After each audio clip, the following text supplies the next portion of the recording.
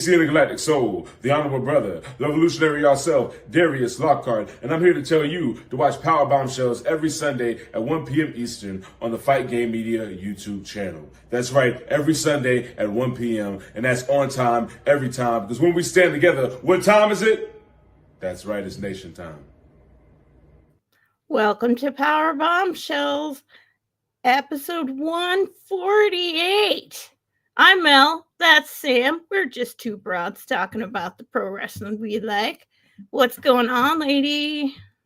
Hello, how are you? Guys, look at my new hat.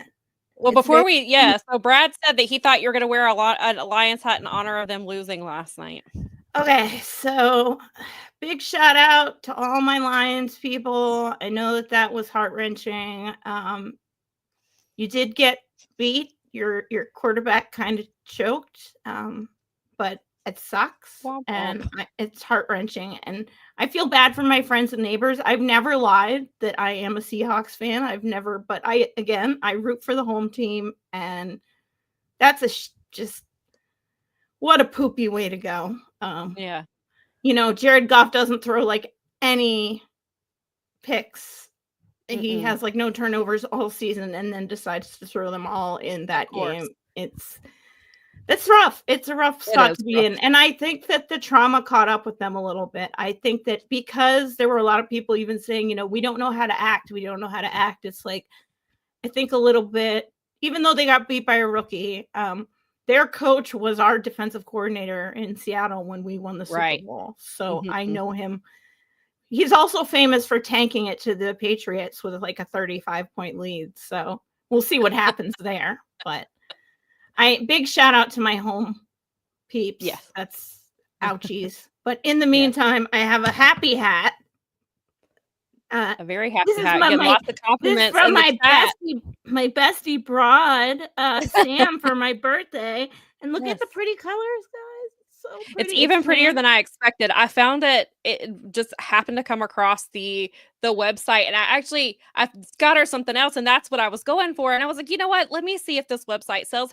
Yes, it's got a little trinket dish. And I was like, let me see if they sell hats. And I looked and they had that. And I was like, oh my God. I was like, it's perfect. I was like, I think she'll like the colors. I was like, I don't think it's too, because I was worried it was going to be too much pink. And I was like, and it says it was warm. So I was like, maybe, I was like, I'm just going to send it and hope she likes it. And lucky for me, she does. Love it. Super warm. The pink in it actually almost matches our Powerbombshells pink. It was meant to be. It was meant to be. It was wonderful. Like, as I was telling Sam off air, it was like I got it towards the evening and the colors were really super pretty. And then I was sitting on top of my computer and the light came up the next day and the pink really showed out. And I was like, this hat is awesome. I'm so very glad. warm, which we'll need because it's going to be like 9 degrees with like 11 to 25 below wind chills around here coming up. Perfect timing. I'm glad it got to you when it did. It was perfect. I like having a friend and I were talking about this. It's like it breaks up, and I know, like, I mean, it feels like people have been slagging on it extra hard this year, but being a January baby, I know that my birthday is in the dead of winter. Right. I know how many of my birthdays were canceled because of snowstorms. Oh, no. Yeah. All you middle of the spring and summer and fall babies just have it so fun. You can have outdoor parties. My birthday is a week. My birthday is typically falls a week before Thanksgiving, depending on the time of the year. And so it's hit or miss. It's not, when I was younger, it was cold. Now it tends to be a little more mild than it used to be because, you know, of the way the things are now. But sometimes it's so close, like after the holidays. So everybody's right. You've got the January factor. It's the dead of winter. People, one of my local news people called it the Monday of the year. And I was like, whoa, that's aggressive. There are people that were born this month. Okay. God, it's not our fault. We didn't know. It's not our fault. Our parents got knocked up on their birthday. Like, well, listen, I am a November baby, so that means Valentine's Day usually. So Valentine's Day? Uh-huh. because I'm November, so 9 months Ah, from Valentine's yep. Day. Okay, there you go. Okay, Yes. perfect. Yep. Mine was, I figured it out. I was like, oh, that was a birthday. It's roughly around the birthday time. So Yep. Mine's cool. right around Valentine's. So yeah, November Nice. babies are usually That makes sense, actually. uh-huh. Math. Math is fun. Yeah, of course. Love math here. Oh my gosh. No, it's really fun to get, gifts a little bit after or sometime in the between And it was not even so it was funny because I was telling this to Mel when she got it, and I was like, I saw, and it's funny, I saw an Instagram ad, and I'm not usually an Instagram ad, like they don't usually get me, but I was like, oh, you know what? Something's telling me to go look at this website for Mel's birthday. I mean, for Chris, and I was like, oh, maybe I can find her something for Christmas, and it was because it was a few days before, and I was like, wait, her birthday is in January. I'll just wait until then. And then the day before her birthday, I was like, oh my God, I didn't place the order. And it was funny because, usually if you go through Instagram and go to a website, put stuff in your cart, they delete it. It was still in the cart. Oh And no, they don't delete anything anymore. like, sometimes they'll even send you notifications. They're no, like, they didn't do that. But I think it's because they didn't have my email because I just was shopping. But I put it in there and I was like, thank God. I was like, it's going to come after her birthday. But I was like, I'm just going to go ahead and order it because I was like, I was supposed to have done it. And then all of a sudden I was like, wait, I didn't actually order it. I thought that I did and I didn't. And so I was like, so your present's coming a few days late. Sorry about that. okay. And then I forgot to include a note because where I was checking out, I didn't see the option to mark it as a gift. And I was like, now she's like, now she's not gonna know who sent it. And I was like, and then and it's gonna have the invoice in there. So she's gonna know how much I paid for it. It didn't have the pricing on it. Oh, good. Okay. I didn't see it there anyway. Oh, okay, good. I was pretty good because I was like, all right, process of elimination here. Who would send me something from a place called this? And also like the invoice was printed on like brown paper, like recyclable paper. I'm like, really? This is Sam. Perfect. I mean, everything about it. I never ordered from them before either, and so I didn't know what the process was going to be like. And I actually tried to contact them like right after to see if they could at least just like take the invoice out, like to make sure you didn't get it, and they didn't respond because it was Friday, and they of course aren't going to answer anything. And then it only had inventory on it, it shipped, and then it was like it told me like the shipping was going to take longer, and I was like, well, maybe I'll have time. And then like Monday it was like your order has shipped, and I was like, well, it's like, I guess they're not. I was like, it doesn't matter now. It's out of my hands. So I was like, but I'm so glad that you got it and that you like it. Oh, it's perfect. My trinket thing is, I have a little pile of them because I've collected them over the years for varying things. So I even have like a little, I'm going to put my, because my friends who do the Dragon's Breath creme brulee have these little spoons, these collectible spoons that you get with, and I'm just going to set it like right, that's where it is. And then all my other little rocks, and I have a couple of like, I have this little armadillo thing that I got like, oh, it's so tiny. It's so cute. Armadillo. If you can see him. Yes, I can see. So cute. Or a little porcupine, maybe. I think it's an armadillo. It is an armadillo. But anyway, so don't say it. I've got my mutual of Omaha's Wild Kingdom husband is like screaming, it's this. He's probably knowing like the species name and whatever, but yeah. So no, it's perfect. Thank you. You're welcome. Genuinely. Like, it's so nice that anytime someone gives you a gift, in my opinion. So agreed. I agreed. Yeah. And I just saw it and I knew I was taught the thought, you know what I mean? Yeah. I was taught it's the thought that counts, and that gift giving is not about like, it's about giving and not receiving. My parents, to their credit, were like very specific about learning about like the value of when you do that. So it means a lot to me.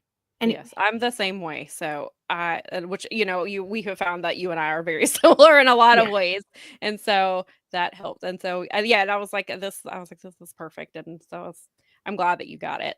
Well, you're one of my moons, you told me, so Yes, that is true. Maybe that's the connection. It probably Love is. them rings. They're pretty. They are. So we will have a guest shortly. We will have, if you are subscribed to this very network, Fight Game Media, on this YouTube, and also I believe that they're on the feed as well. But speaking of Strong Style, on Thursdays at 5:30 today, we will be joined by Stephen Conway. He got to go to Japan over Wrestle Kingdom, Wrestle Dynasty week, and saw a ton of wrestling. So he will be here in a bit to talk to us about that. So we're going to try to get through some of the topics. Hopefully we won't go too fast, but we're trying to get through them before he gets here. And so I do want to give just a quick update. There has been a little bit of an update in the Janelle Grant case. It's not anything. I mean, it is. I was gonna say it's not anything big, but I guess it actually kind of is. So I do want to touch on that real quick before we get into the other topics. But so Janelle has, last week we spoke, and she was supposed to have amended her lawsuit by January 15th, which was last Wednesday. But then it came out the following day that her team had asked for an extension because they wanted to include the SEC fine into their amended lawsuit. And then they also asked for a schedule to be put out. So like they knew, like basically a court schedule is what they had also asked for. And then in response to this, Vince McMahon's team had asked for it to go to arbitration, which is what they've been trying to do all along. They've been trying to get it. They don't want it to go any more public than it already is. They don't want it in the courts. Right. They want a mediator, they want an arbitrator, they want, right. Because there's so much that you can't. That is the sneakiest way for people that don't kind of understand. If you do it in front of a judge, you're doing it in the public eye and you're being transparent, and it's something that's really important in a democracy. If you're doing it in arbitration with a mediator, you're doing it behind closed doors. You're doing it in a conference room. You're usually doing it with an army of lawyers. And yet, while it is recorded, it is not public. It's not public knowledge. Right. So what goes on there doesn't get spewed out to the public. Just the results of it are what we find out. Right. And usually, go ahead. You would have to. Maybe you could do a Freedom of Information Act requests because they're publicly traded companies. Right. But those can take. Go ask Brandon Thurston, John Pollock, and BJ Bethel how long an FOIA takes. Yes, and they're not, and you have to pay for them when you request it. On top of that, whether they give it to you or not. Right. And a lot of times they come back heavily redacted. Right. Exactly. And if you remember, I want to point this out. If you remember when Janelle Grant first filed the lawsuit, and obviously John Laurinaitis is also named this. John Laurinaitis was agreeing with her, like he wanted it out, and then by some miraculous thing, like a couple days later, he's like, you know what? Let's go to arbitration. Funny how that happened. That guy is playing both sides so hard. Right. So speaking of BJ, he did get a statement from Janelle Grant's attorney, Ann Callis, and she said, in light of the SEC's charges proving the NDA Vince McMahon coerced Ms. Grant into signing violates the law, Ms. Grant has renewed her request for an updated scheduling conference to ensure these new developments are reflected in her complaint and establish a clear schedule to move her case forward. Ms. Grant deserves the opportunity to have her day in court and hold her abusers accountable, which has been why they, all along that has been why they've wanted to go to court, is to give Janelle Grant her day in court. So of course, Vince McMahon's lawyer responded to this statement. Jessica Rosenberg released a statement that said the recent federal investigation resulted in no criminal indictments from the SDNY. While the SEC settlement relates to a minor accounting issue that WWE have nothing to do with this case, any claims to the contrary made by Janelle Grant's team are just another desperate PR stunt. So in response to that, a representative for Janelle, her name is Kendra Barkoff Lamy, I believe is how you pronounce the last part. I'm sorry if I butchered that. She responded and said Vince McMahon is trying to prevent Janelle Grant from having her day in court because he doesn't want the public to see horrifying evidence of his repeated sexual abuse and trafficking. Which I agree with. I think, I mean, it's very That's 100% what they're doing. They want to take it behind closed doors where it can't be in the media every day. It can't be out there hurting the company's shares. It can't, if it's in court, it's in the public eye. And if it's in the public eye, that means it's in the mainstream media. And that's a pain in the arse. That's also on top of that, there's other outlying factors because Linda McMahon has been nominated for a position with Donald Trump's administration. And so, but they were all, she and Vince, along with WWE and TK Holdings, have been named in a lawsuit from five former Ring Boys that is currently stayed as well, pending some stuff with them in the state of Maryland. But so if this is playing out in court, then there's also there's this other lawsuit that could potentially play out as well later in the year. So there's not just the Janelle lawsuit is obviously very important, but then there's these other things, these other factors as well. And so I believe it was Friday, there's a new judge in Janelle's case. The previous judge retired, I believe, or he left because of the upcoming administration. There's a lot of people that understand. So there's a lot of things changing because of the incoming administration. And so there's a lot of changes in the SDNY itself. So she does have a new judge. They have said that, if I remember this correctly, they ruled that she has until they will not give her the course schedule that she wanted. So they won't give her, or at least at this point, they're not giving that to her. They told her she has by the end of this month to tell them why she deserves longer and why she wants to amend the lawsuit. So she has to prove that by the end of this month. But they did also deny arbitration at this point. Now that could obviously change depending on what Janelle Grant's team gives them at the end of the month. So this is definitely just something to keep an eye on. And also an interesting timing about this is if she has at the end of the month, the Royal Rumble is the first. Oh, good God. It's the first weekend of February. So we'll see if Paul Levesque has had time to read the lawsuit yet. It's been almost a year. So maybe he found a few minutes to read it. We'll see. And maybe up on what's gone on since it's like monumentally important to his company's value. Right.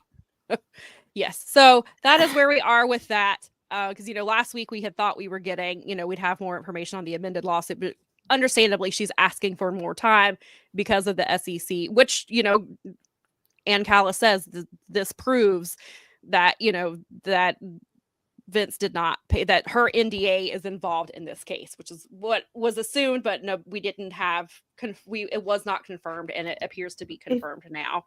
Feel like with him essentially everyone knows the settlement is copping to guilt. So take that. And Ann Callis is smart, but she has two things to add to that lawsuit. The Ring Boy suit that's pending, which is for similar things, similar allegations that are in court right now that have been accepted into proceedings in the U.S.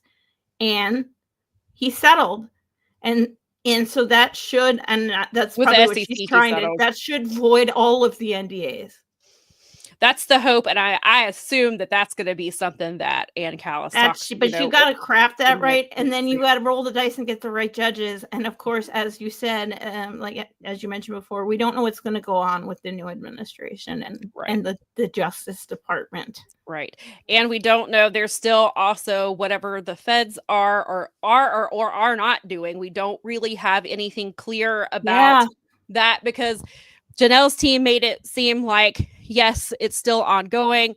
Vince's team says, no, it's not.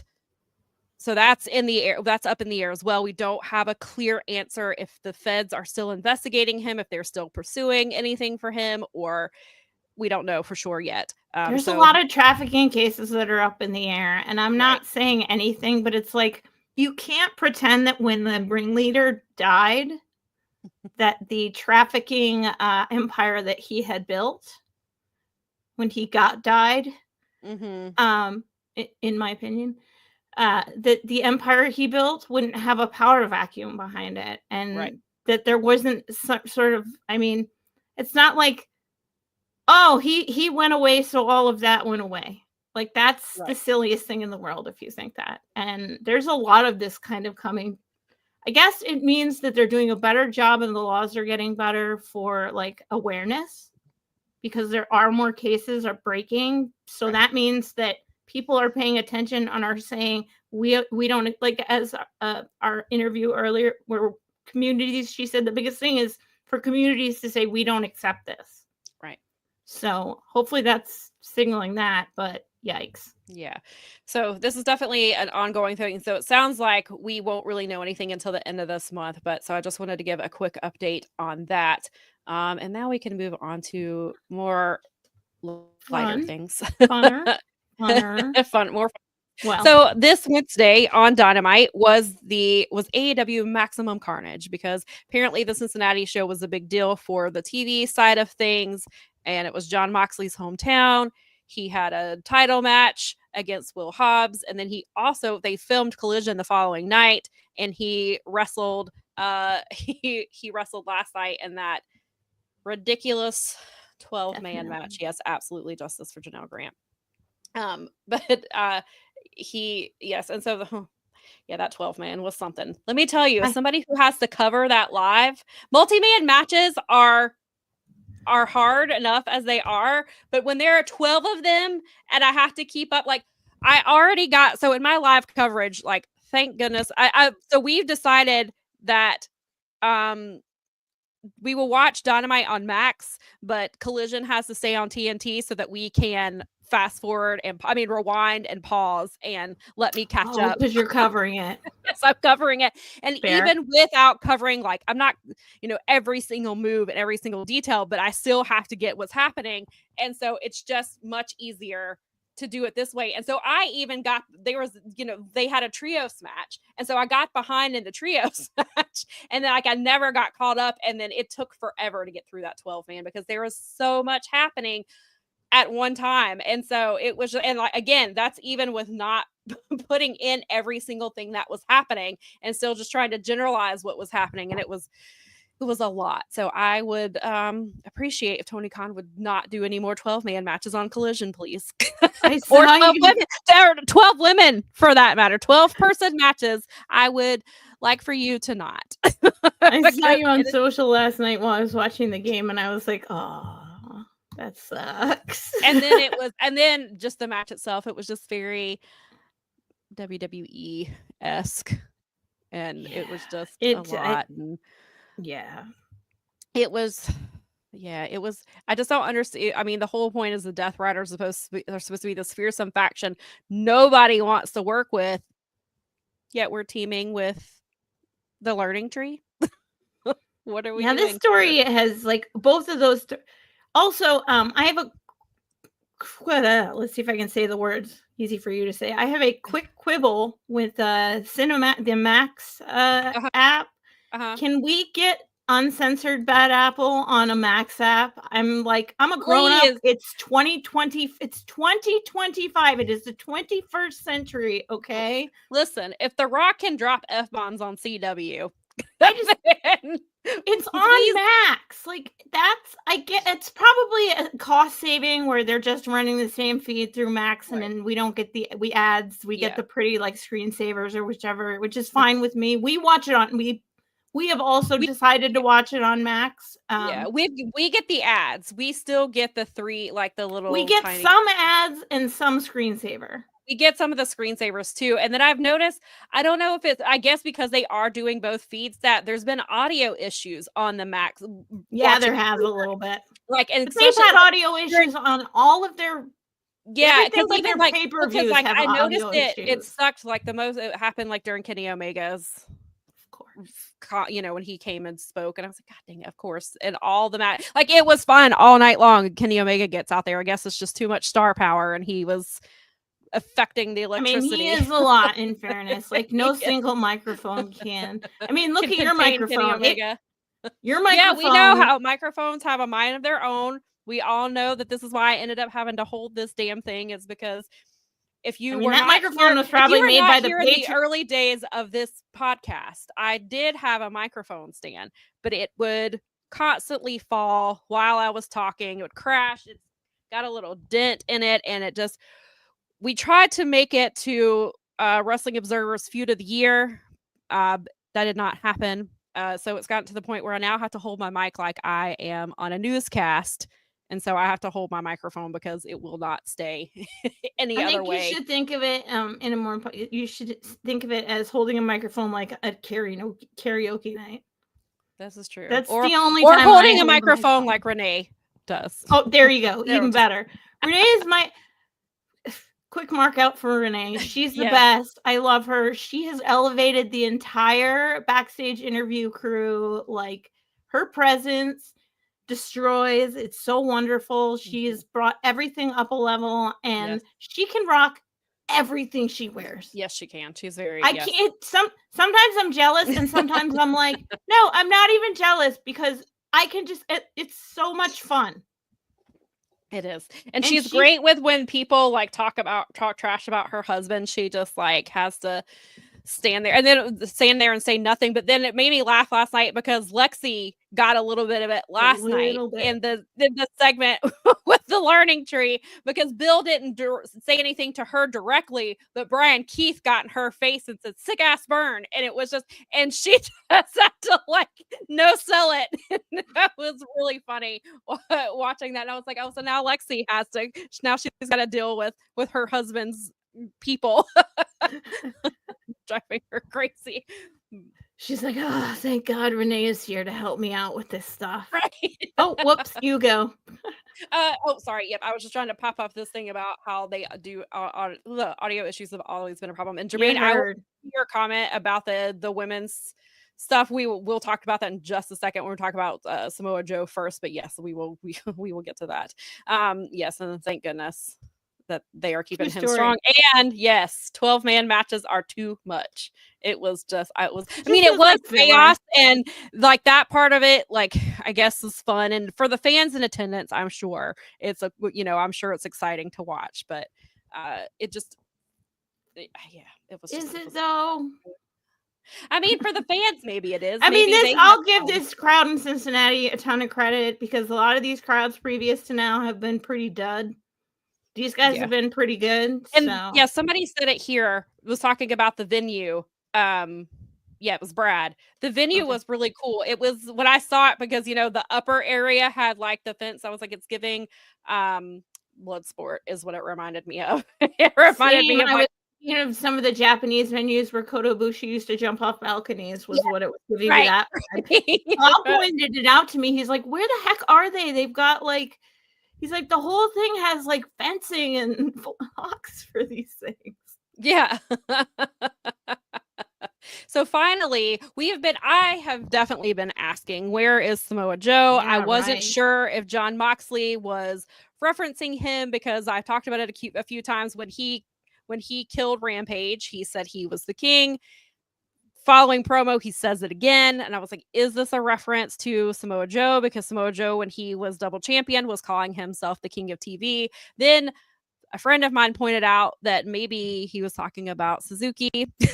I was like, okay, so Bob picked up on that also. So yes. So credit where credit. But he has not said it recently, and we knew that Samoa Joe he's been done filming his movie for a while. I talked to someone who said they wondered if maybe he wasn't coming back till the summer, because that's when Twisted Metal comes out and he'll have to do the press and all the things that come with it.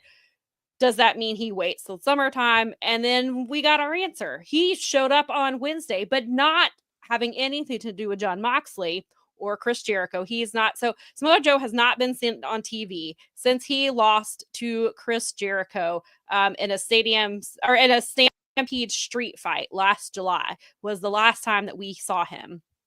So didn't get involved in that either.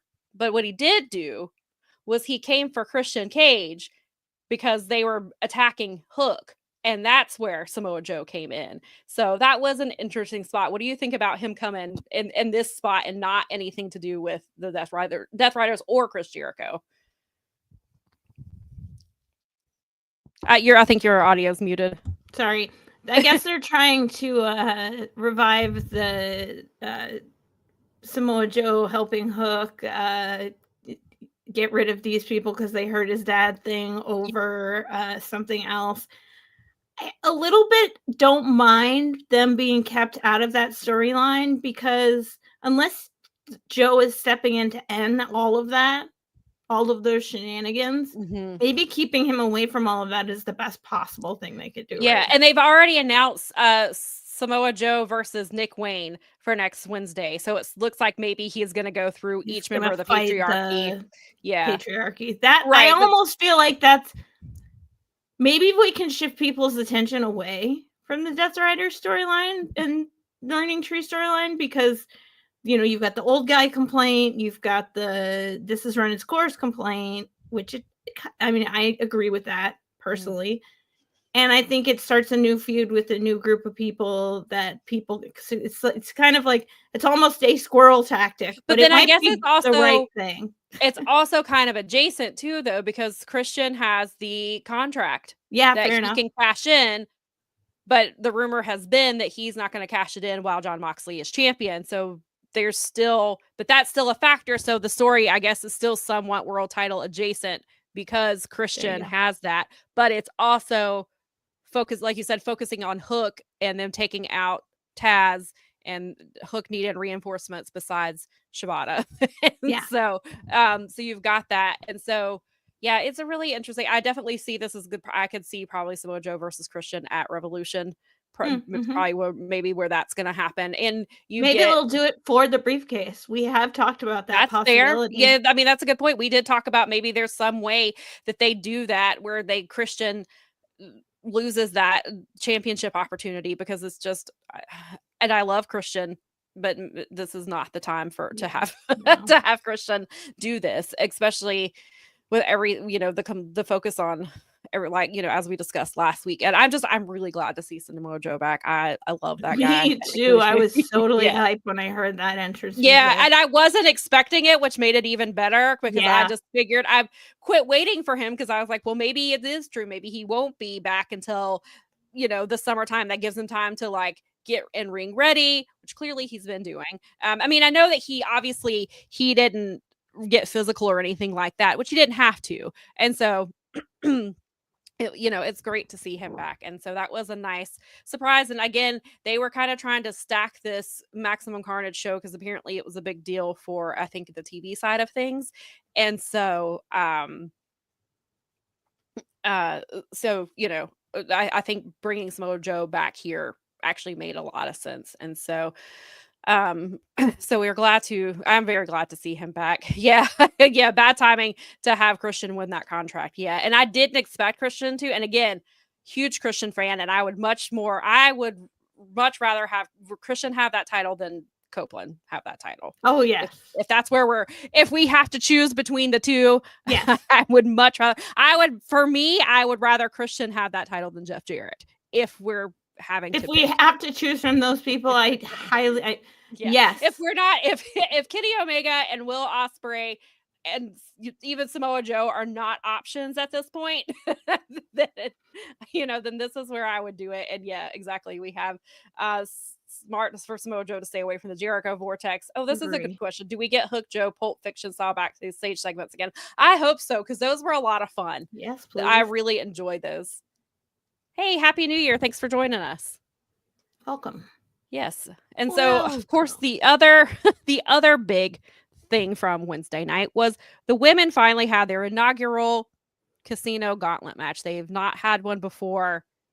Finally get one. And, we, as always, cautiously optimistic with the women's division at AEW. Has nothing to do with the talent. The talent is there. They're great. It's the booking and the TV time. And here we go once again. I think I looked at the TV and it was like 9:33 or something like that, and I forgot for a minute. I was like, wait, is the Casino Gauntlet? is it main eventing? And Nikki was like, no, Moxley and Hobbs. And I was like, completely forgot during the MJF Jeff Jarrett segment because that took so long and I knew the women were coming up and I was like, and then that segment just kept going and kept going and kept going. Like that segment should have been 5 minutes tops. And it got like, I think, I don't know what the exact time was. I think maybe close to 15 minutes, maybe like 10 or 12 minutes. It was too much. It was repetitive, which tends to happen with MJF. The longer he goes, the more repetitive he gets. He's always been like that. And then it turned into slut shaming on both sides, which was slut shaming right before your inaugural casino, your women's gauntlet match. What are we doing here? Like, why? First of all, like, it's just in 2025, we don't need to slut shame. Period. But then to do it right before you're about to showcase women and debut a new woman at that, just I hated everything about that segment. What are your thoughts on that segment? And go ahead and talk about the match itself if you would like to. I mean, I saw that's so funny when he did that. I was like, Sam is she must be like, I can feel the heat all the way from here. I actually need a little. It's pretty cold up here, but oh my gosh. I'll send you some heat. They fell flat on their face. They had this like golden opportunity. And I saw your time when you put the time up on the Gauntlet and it was well under 20 minutes. It was like 13, 20 something, 13:23 maybe. I'm like,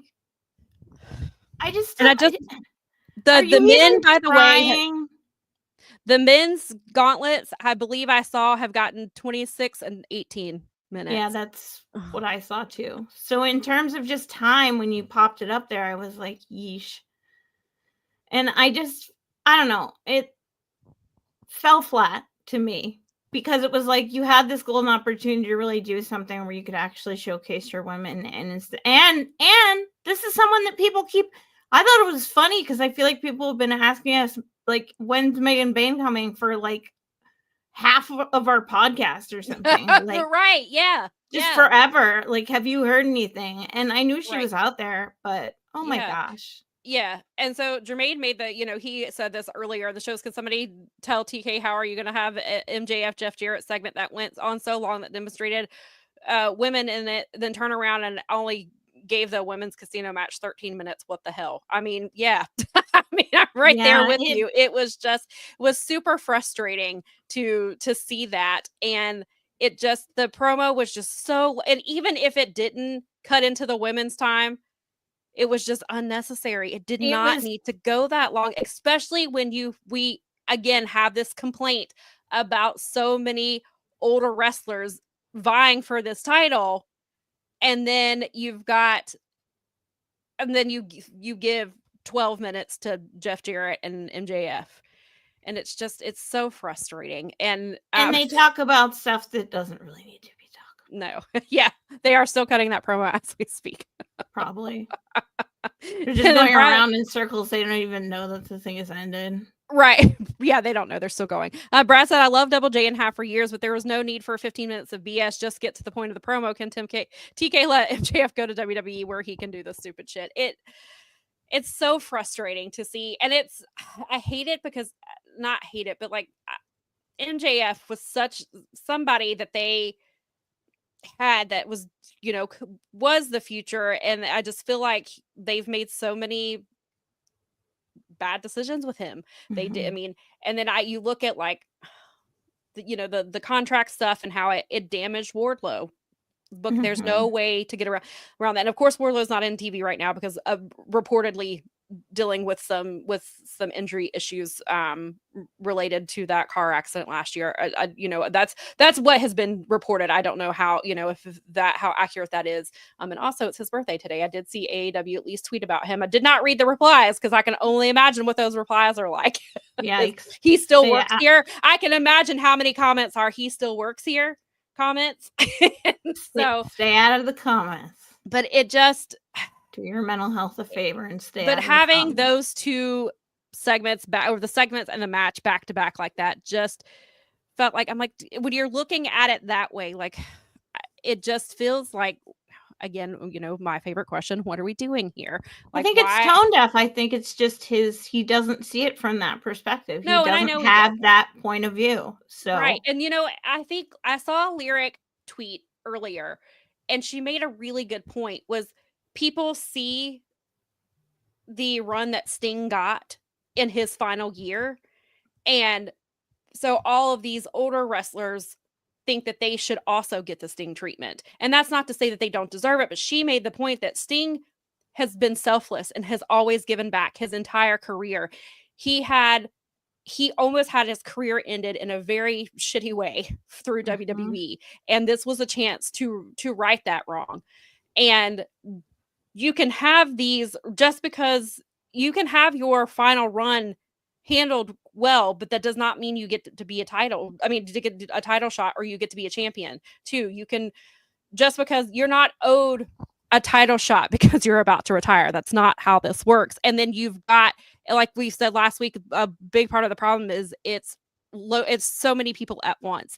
It's Jeff Jarrett, it's Chris Jericho, and it's you're Adam not Copeland, all going to get all at one time trying to, and Japanese style retirement. Right. Like, you're not, After all of you Sumi can't do Sakai's that just retirement, I because don't think anything's AEW gonna top exists. that. So, and if you haven't, go check out, there's a clip on this very network. If you have not seen Speaking of Strong Styles show from last week, they did clip the segment where they talked about Sumi Sakai's retirement, because Jeremy was in the building for that, and he talked about like what it was like being in the building. So definitely go watch that, because it was really, because obviously I know what it was like just watching, and I've seen Sumi Sakai here and there. She was not somebody I watched all the time, and it was really, really well done, and the after stuff was great too. So I think people think, and I get it, like as a wrestler, and so when you are somebody of Jeff Jarrett's stature,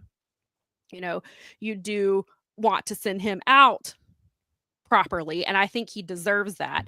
But I think to sandwich it in between Copeland, Chris Jericho, and technically even Christian at this point, like, I think it's too much. And then and I love Dustin Rhodes, but Dustin Rhodes is the double champion in ROH, and they haven't defended the trios championships because the Von Erichs, both brothers, have been injured.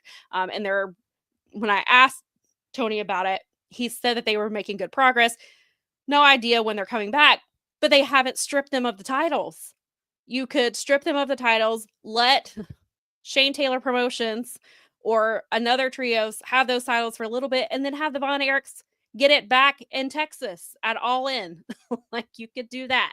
That would be a fine story, but it's just, and I don't want to, and again, like we said last week, I don't want to sound ageist or anything like that. It's just, when you have all these younger stars, and then you have your Kenny Omegas and your Will Ospreys, but you're pushing Adam Copeland and Jeff Jarrett and Chris Jericho, that's an issue, especially in a time where people have not wanted Chris Jericho on their TV for the last 2.5 years, and you just force him, and he's constantly on your show getting big moments or hijacking your ROH title so that you can hopefully get a TV deal out of it.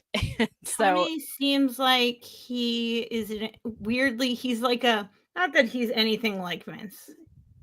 I mean, I'm not like, but the idea of like hoarding talent, essentially, where he's sitting on a lot of talent, including from New Japan, that are younger guys and all these things, and he's pushing the and I mean, a lot of people are always pushing WWE guys. I mean, whether you like it or not, like, it does sort of look like that if you're like looking at it from the outside and you're not a regular AEW watcher. And then if you're somebody who has been there since the beginning, it's a little frustrating, because I was looking for the alternative to WWE, and that's the issue that I struggle with, is like, again, what used to be must-watch TV, like time-sensitive must-watch television, is now becoming like, with the exception of Wednesdays, I'm like, I'll watch Collision in the morning, or I'll watch it And like it sucks because like a lot of times I still enjoy Collision a lot Collision's because good. the wrestling is it's not really, appointment really good. TV anymore. No, because they are focusing on,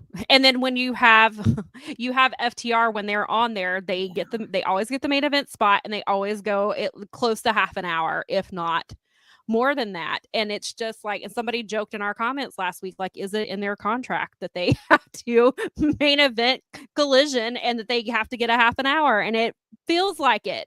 Whether that's true or not, that's what the perception is. It's what it feels like. And then you have guys like on Collision where you have guys like Beast Mortos has really gotten himself over, but he's not getting any victories. Like he won in ROH the other night, and I think that's the first victory he's had in a while. And he's somebody that our fans really enjoy and like to see. And then you're like, you put him in the Continental Classic and he has these great matches and he didn't pick up one win.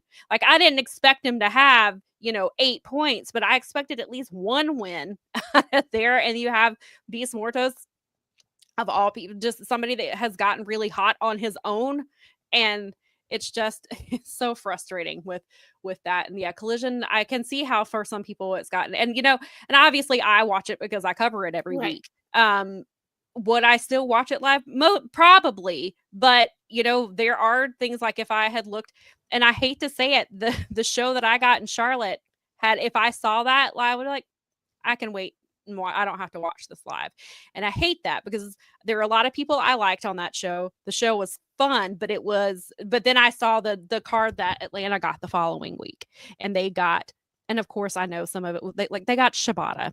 Mm-hmm. I know Shibata was in Japan, but it sucked because my show fell in between Wrestle Kingdom and Wrestle Dynasty. And so some of the wrestlers that I would want to see were in Japan, and I get it. And then but then they got Ishii last night, who obviously was in Japan during my show, but they got Ishii versus Okada last night, which was a great match, and you should definitely go watch it if you haven't seen it yet. Yeah. And then somebody made the point, and I thought about this as well.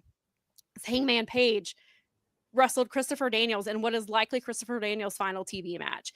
And Christopher Daniels, Jermaine says Christopher Daniels had his last match last night on Collision, and he didn't ask for a title match. He knows how to put over the younger talent as the way to go. I'm pretty positive he handpicked Hangman to be his final opponent. He handpicked, let's do a Texas death match. That's your wheelhouse. That's where you excel. I want to have that kind of a violent match on my way out. He came out in the Fallen Angels gear last night. He did the angel wings, but even though he did kind of fight back, that Hangman controlled that entire match, and obviously it pushes Hangman's story further, and it makes him show that he's not just violent with Swerve. He is violent with anybody who crosses him. And they even are like friends. I mean, that's what I was about to say. Goes back to BT and everything, where he because CD used to be on. Right. Used to be on BT and everything. And they were in ROH together when Hangman was coming up. And so they have this long history, and he Christopher Daniels got his ass beat in that match last night. And he gave a lot to Hangman last night. It showed. I thought it was actually better because he's like, I'll even kick my friend's ass. I'm so messed up right now. Right. Exactly. And then on his way out the door. I was covering it, so I was watching but couldn't fully enjoy it the way I would have. So I went back last night and we rewatched it so I could fully enjoy what was happening there. And I thought it was really well done. I think that Christopher Daniels got probably what he asked for. He probably went to Hangman and be like, you know what, this is it. This is what I want.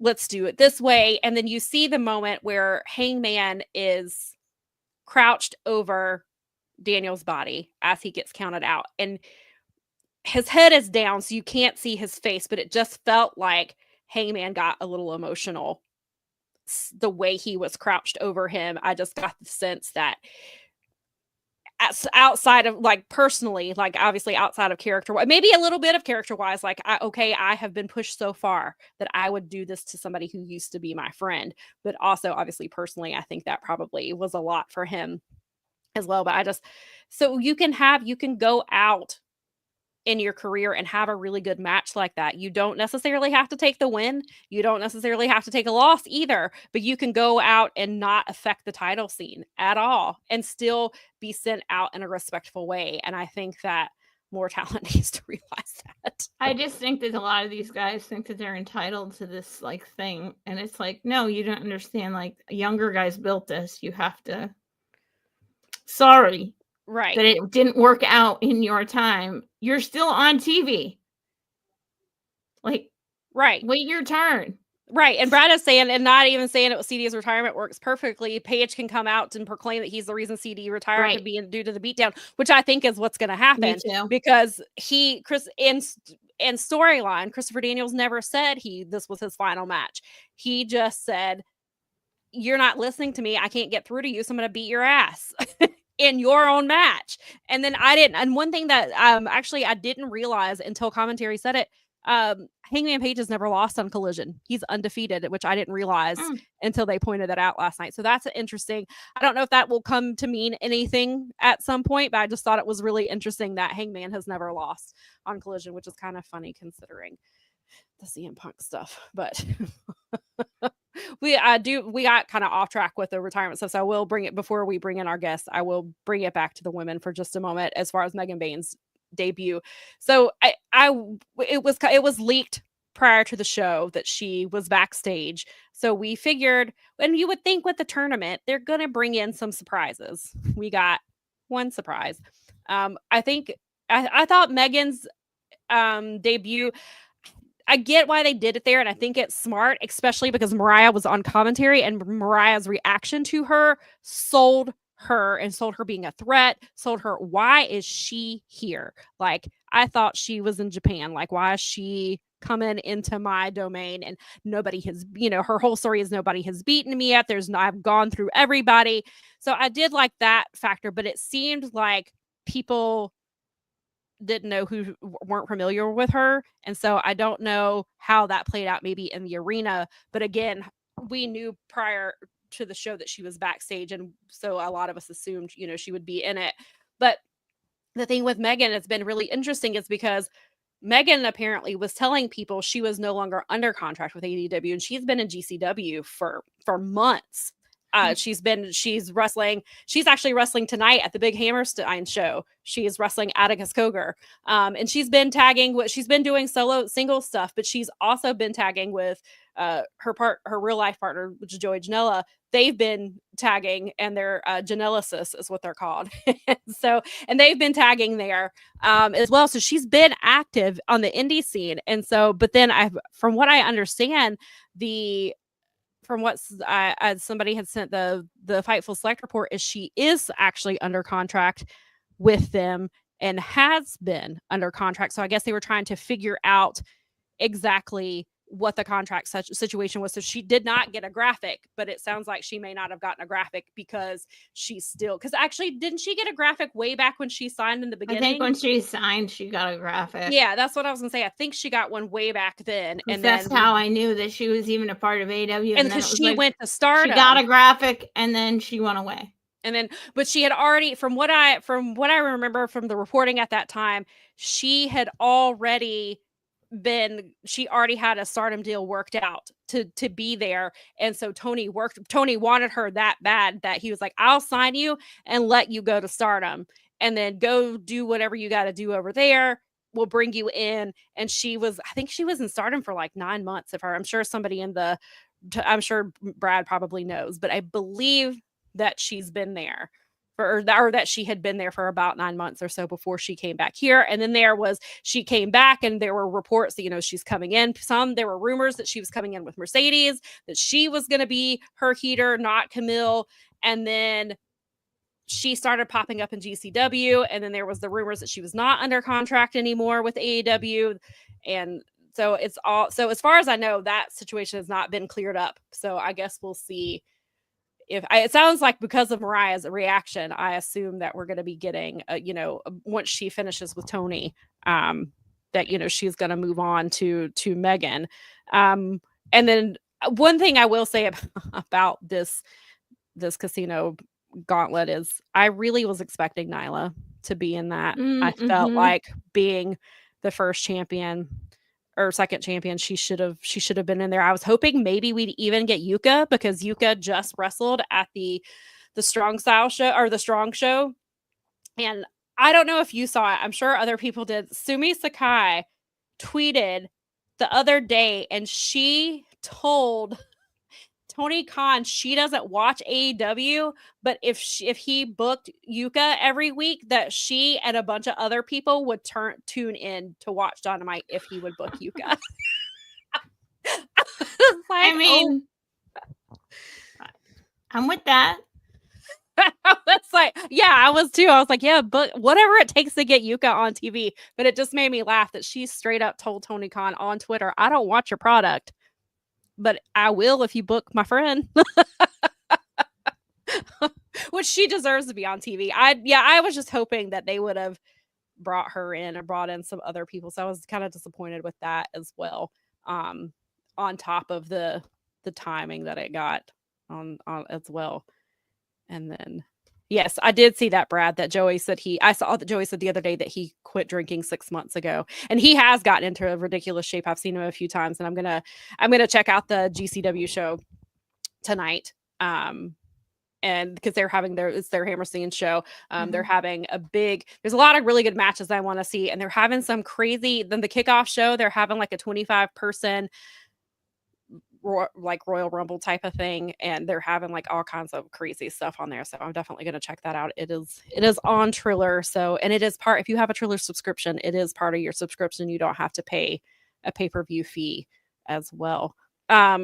Ray says that Megasis killed it in Stardom. That's what I've heard. I heard she was really great there. And I know that Lyric posted a bunch of posted some of her matches. She was like, if you have a Stardom account and want to see what Megan Bayne was doing, these are the matches you should check out.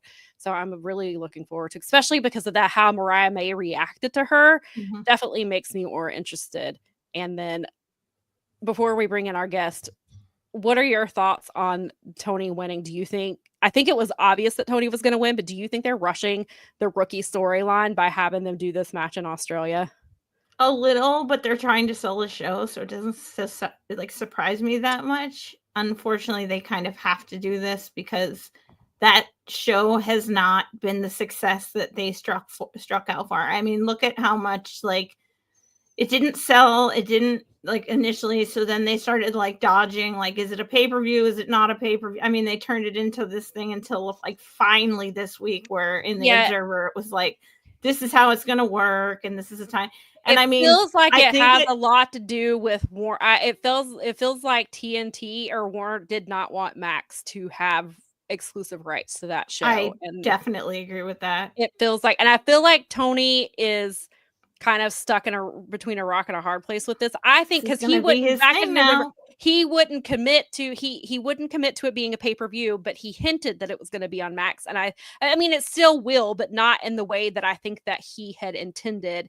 And then I think TNT was like, we're going to do it this way. And they're doing it after the NBA All-Star Finals, which they think is going to bring in a lot of viewers because they're not going to change the channel. But then somebody pointed out the last time that happened, people body shamed the hell out of Chris Jericho because Chris Jericho was the first person they saw. Right. And I had forgotten about that. And they were like, first of all, it's like Chris Jericho, he still wrestles. What is he doing? Isn't he old now? And he in his 50s. Why is he still here? And then which I don't condone body shaming whatsoever for anyone. And I had forgotten that he got. I forgot about that too. Really bad. Right. And so I was like, I don't know. This is going to go the way that you want it to. So it's just. Well, and then there's the talk that I was having with a couple of people online this week is so either you have a women's main event that's on at 11 or 12 o'clock at night, or you start with the women and run the risk of that kind of mean people after the NBA All-Star game being who are these stupid chicks on my TV? Which is possible. And then I feel like they have earned, even though this is not a pay-per-view, they have earned the right to main event that show because it's their hometown. And Tony last night, when she came out into the ring, she was talking about how that venue that they're wrestling at is the first venue she ever saw wrestling live, and how her mom did all these things to buy her gear and to pay for her training and all this stuff. And now she gets to tell her mom that I'm wrestling in this building. And of course you can do that match anywhere on the card, but I feel like the story they have told, they have earned a main event, but they have also earned the main event on a pay-per-view, not some show that's going to be on at, where they're going to be main eventing at 12:53 because they're going to get because the All-Star game will run as long as the All-Star game runs. It will run whatever. Yeah, and then I think they said make Major League Sports run as long as they run. That's it. And then you join your program already in progress. And then they were saying that, like, I believe, like, I guess the delay. So if it airs here at like 11, it's going to air in Australia at like 3 o'clock in the morning or something, or 2 o'clock in the morning or something. I don't know, something crazy like that. And so I don't know. I think this just seems very ill-conceived. The whole thing seems like a big miss. Yeah. Just what were you I don't know what they were trying to accomplish. Yeah, I think I really do feel like they thought this was going to air exclusively on Max. They thought it was a Saturday night here. They could run it, and then WBD's like, we want this. No, we've told this story too.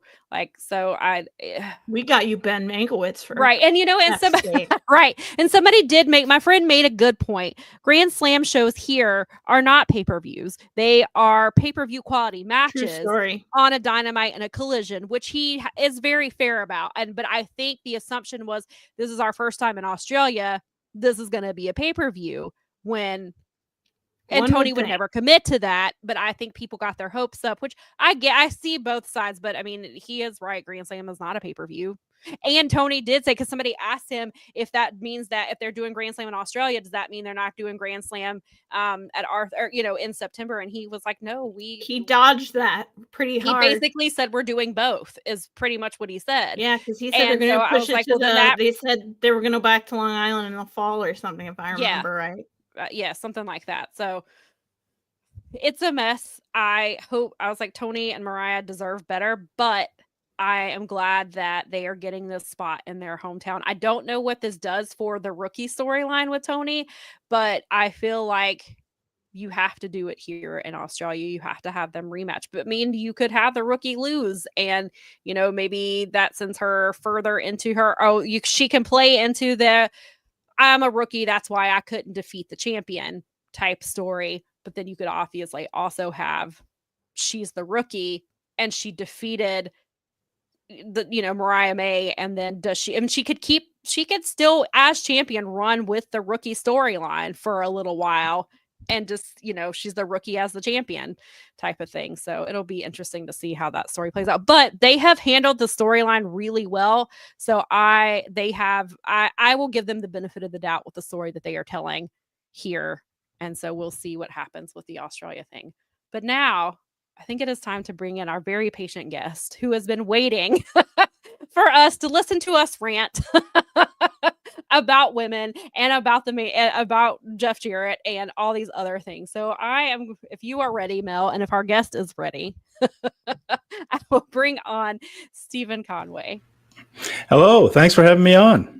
Thank you for waiting so patiently for us. I should have known that was going to turn into a rant.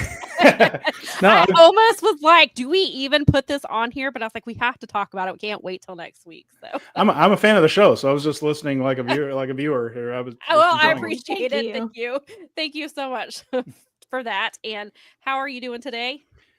Going well. It's going well. Actually dipped below freezing in Texas. My goodness, we're all terrified here. It's the runs on the grocery stores are on. Everybody's gathering toilet paper for some reason. I was just going to say, how you doing on TP and eggs? The usual abject panic that Texans have anytime it dips below 40. And then we're supposed to get. I know isn't it adorable, Mel? I grew up by Chicago. It's so cute. It's gonna be there. They're like, oh, we're gonna have to come up with a new thing for the -25 wind chill you should expect on Thursday here in Michigan. And he's like, oh my god, I went below 40. Yeah, no, all right, these are all freedom degrees for those of you who are outside the North American continent. Sorry, we're still on the imperial thing because we have to be, because we're. Now, it's funny. I grew up in an area that had lake effect snow, and we know all that stuff. We still went to school. I moved down here, and they're talking about now. Martin Luther King Day is Monday, so they're off anyway. But they're talking about them perhaps like delaying school on Tuesday because it's going to be cold, not because it's going to be snowy, although it might be. That's possible. But they're talking about we're just going to delay school because it's cold out. I love Texas. I mean, I get it. I you do don't too. want But you don't want the children to freeze waiting for the bus. Like, I get it. But yeah, we're supposed to be getting snow on Tuesday night into Wednesday morning, and he was like, and my meteorologist that I love him because he will tell you the truth and he does not hype you up. He was like, listen, he was like, this is not going to be a winter wonderland. He was like, it's going to be in our area. Actually, what's funny is the coast is actually going to get most of this, which doesn't happen obviously very often. But he was like, you're going to get trace amounts of snow, maybe up to an inch. But he was like, it's been very cold for the last couple of weeks. We had ice like a week and a half ago. So he was like, the roads are going to be a mess.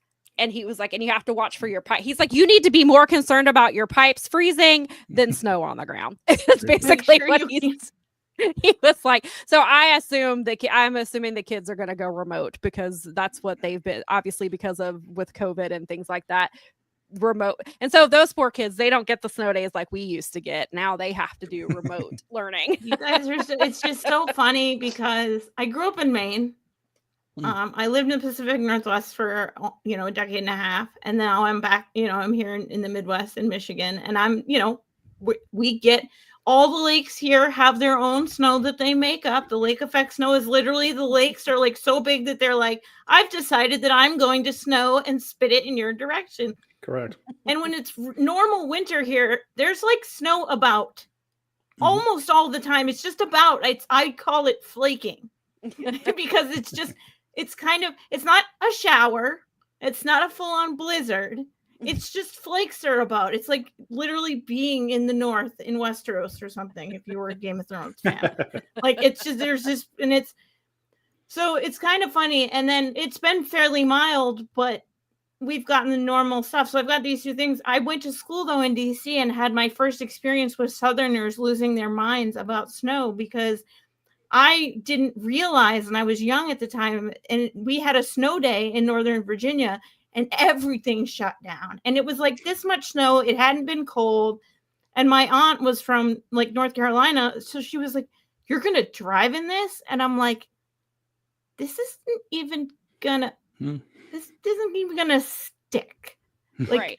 And then but see, now we have an appreciation for people in California who freak out when it rains and they don't to drive in the rain. And I was like, I get it because I don't want to drive in any snowy weather or any icy sleeting, any of that. I want to stay in my house. So like, I get it. It's climate change weather. Hassan said he has never seen snow in his whole life. That's so, yeah. I think it's mean when people like chastise areas that aren't used to it. I don't like that. I think that haters should be like cognizant of the fact that like, because I've obviously lived in different regions, so I understand. It was the same when I first moved to Seattle and they got snow one of the winters and they're not used to it. We had a total citywide shutdown because of an ice storm and it was really dangerous. People can get hurt. If you don't know, you don't know. Like you're used to knowing how to put the fans on and keep the heat down, but you're not used to warming up your house. And even like in the UK, last summer they had like that huge heat wave and they were struggling with the heat and people were like, you don't have air conditioning. No, a lot of them do not have air conditioning because they don't deal with the heat. They don't need it. In Maine, we didn't have it either. It wasn't until I moved here is that you have to have central air here. Because in the summer, it's just as extreme as it is in the winter. The air is actually so hot, it's heavy. It almost feels like you're swimming in the air here. So it's literally a necessity to have. But in Maine, it was like, turn the box fan facing outwards at night and in your window because it's going to drop. It's taken me forever. Here it doesn't cool off here. You got to live on the coast for that. So at least in like places, even like Texas, right? It still cools off at night. Yeah. Except in the summertime when you really wanted to, it'll still stay like 90 degrees. 90 degrees. We have that. That's why it's funny because like I always say that in the summer it gets so hot now that like I'm like the best time that I would like to take my dog on a walk is 3 a.m. because that's when the temperature is finally nice enough. And I don't want to wake up all the dogs. And also it's not safe to walk at 3 a.m. But regardless of that fact, I was like, I'll wake up people's dogs if I take her for a walk at 3 a.m. But it's like the only time that it's comfortable enough. And I will, I wanted to make sure that we have some people in the chat who are sending their greetings to Stephen. Oh, hey everybody! I'm glad to be here. I'm glad to see all these folks here that are often on Speaking of Strong Style too. It's very cool. So I love we have crossover. yeah, we do. we do. So we had to put that. Appreciate you guys. Thank you. Yes. Yeah, absolutely. No. So obviously, as we talked about, a little bit, we touched on the fact that you went to Japan. You were there for obviously Wrestle Kingdom, Wrestle Dynasty, but you also saw some other promotions. So how many promotions did you check out while you were there, and how many shows did you go to? I flew out on New Year's Day. So I had to be at the Austin airport at 4 a.m. on New Year's Day, which is an interesting crowd. Yes. Interesting crowd New Year's Day. Not everybody had been home since the party. I think they pretty much just Ubered from the party to the airport. Right. So that was an adventure. But no, we got, and then a 13-hour flight from Dallas to Tokyo. So with the time difference and the international dateline, I arrived on the 2nd.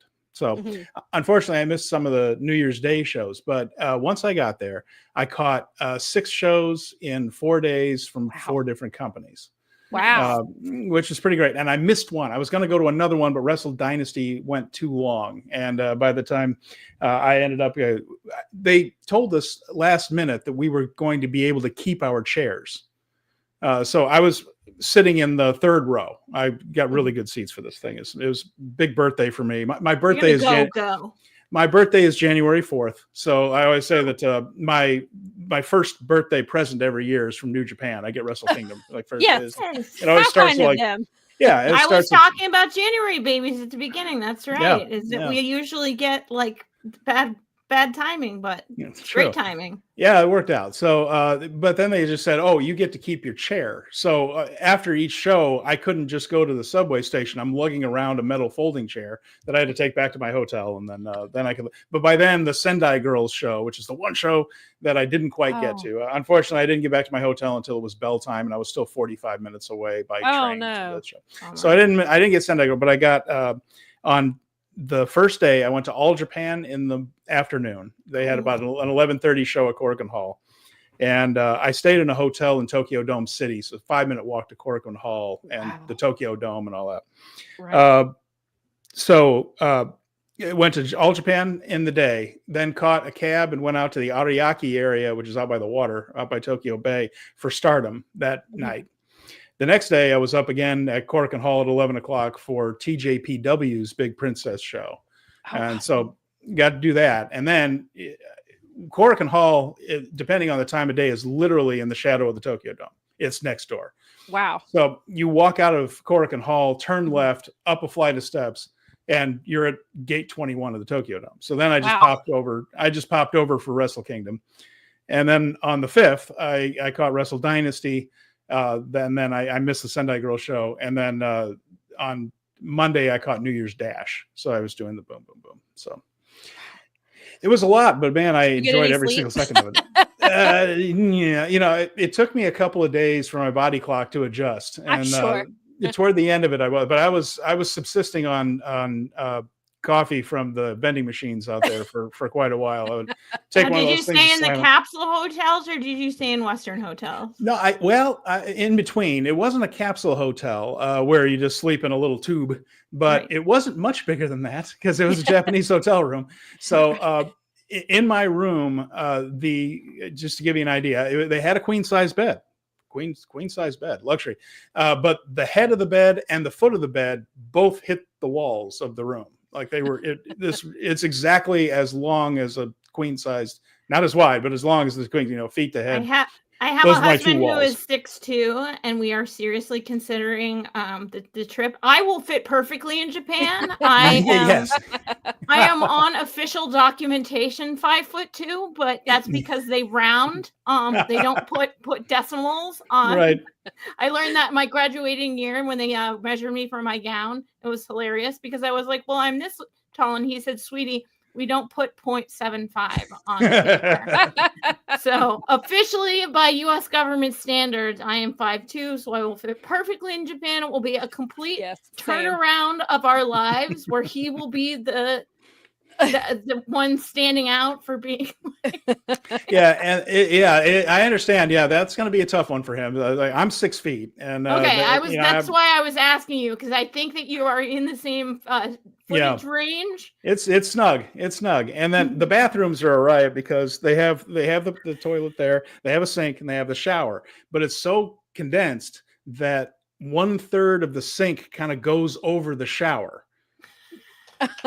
That's how tight you are in there. So sometimes you're in the shower and you're bumping into the sink for the bed. Like, so it's different. It's very different. Perfect for me. I can't wait. No. Yeah. Oh yeah. You'll be happy. It'll be great for me too.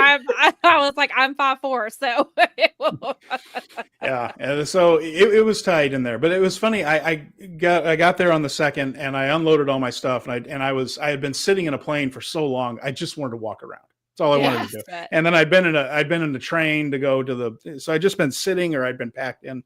I basically spent 20 hours with my arms in, my knees in, because everything's so I was ready to walk around a little bit. I walk out of my hotel, and after the hotel, I saw a couple walking the other direction. The third person I saw outside the hotel is Ryusuke Taguchi. Oh, wow. Just walking along on his phone the other way. I just kind of say, "Hey, coach." And he just kind of gave me the nod and walked on. And so cool. Because everybody's in that area. And so, the Tokyo Dome Hotel is there. That's when a lot of people stay. There were a couple of wrestlers that were staying in the hotel I was in, this little hotel there. Kenta was there. Takeshita was there. And I got to talk to Kenta for a little while. I don't like to bother people and all that kind of stuff. And but that was very cool. And so you're just kind of milling around, and there's all these wrestling fans all over the place. You see like Persephone from CMLL walking around, just kind of taking it in, because it's also an entertainment district, that area. So that there's an amusement park, there's a roller coaster, a Ferris wheel, carnival rides. Wow. And in that area, there's Tokyo Dome City Hall, which is a concert venue where they've had wrestling events in the past. I mentioned Corkin and the Dome itself, right. And then all these cute little shops. There's a Jump shop. It's Shonen Jump is where all the weekly manga series comes out. Nice. That's the magazine. They have a shop that's all the there's have your picture taken with Ultraman and One Piece, and they have all the Monkey D. Luffy from One Piece, and then all the gear and things. So a lot of families hanging around, and the kids, eating ice cream, going on carnival rides, even when it's wintertime. When I was there, it was in the 50s mostly. And so it wasn't bad at all, but it was a real kind of a festive atmosphere. And you could just see wrestlers walking around, and said hi to Chris Charlton back when he could speak publicly, and nice. All that kind of stuff. So it's a really fun thing. And then you can just kind of assume that everybody around kind of knows what everybody else is here for. And so it's a terrific atmosphere. That was a lot of fun. So I crammed in as many shows as I possibly could, and had a blast. Language barrier? How were they kind about? I mean, what I've heard, I know what I've heard is that they're really kind about it, and they're totally fine and cool. Mm-hmm. As long as you are, as long as you're respectful, and they really appreciate effort. So if you say even very basic phrases in Japanese, right. Some of the politeness there, after a meal, gochiso sama deshita, that's just thank you for the meal. Right. This kind of formal things like that, they appreciate that effort.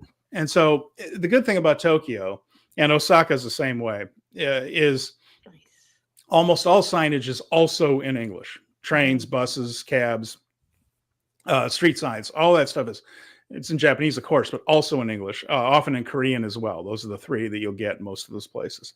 And then if you go into a lot of restaurants, a lot of them will have English menus. A lot of them are doing that with QR codes now. So if you don't have a physical English menu, they'll just kind of show you a QR code, and then it'll translate for you. Yeah. And a lot of places also simply have picture menus. You just point. So I didn't have any real trouble. I know just enough Japanese to get myself into trouble. And what I mean by that is a lot of people know, konnichiwa, konbanwa, all that kind of stuff. And I can say a couple of sentences, just enough to kind of make a person think, oh, maybe this person speaks Japanese. So I'll say something, and then they'll go, and I'm like, that was all of my Japanese. Too much. Yeah, time out. That was all of it. I just used it. It's gone Skoshi. Now. Yeah, anything else, I don't know. And they're like, oh, and it's the version of the Texas version of "Oh, bless your heart." They just kind of look at you like, oh, you tried, didn't you? Nice. That was nice. adorable. That was adorable. So, Esteban here points out that those seats were this year's gift. Every year, New Japan gives the royal seat owners a gift per show. That's really nice. It is pretty nice. The first 2 rows also got a baseball jersey each day, which I was really jealous of because I was there in the third, and I'm a baseball nut. So that's So you of course you just missed out. Yeah, how was that? How was that traveling back with those chairs? Did that make it? Yeah. So they sent us an email 2 weeks before saying that you're going to get these 2 chairs, and I'm like, oh, well, that'll be interesting. How in the world do I get this back to the United States? And what I did was ordered a big old bag from Amazon, and I ordered a roll of the basically shrink wrap plastic, what you use to wrap pallets. Right. And it's on a big roll, like a lint roller thing, big old thing. And I hauled that over there to Japan in my luggage. I brought an enormous suitcase that I only filled half of because I knew I was going to load up with stuff.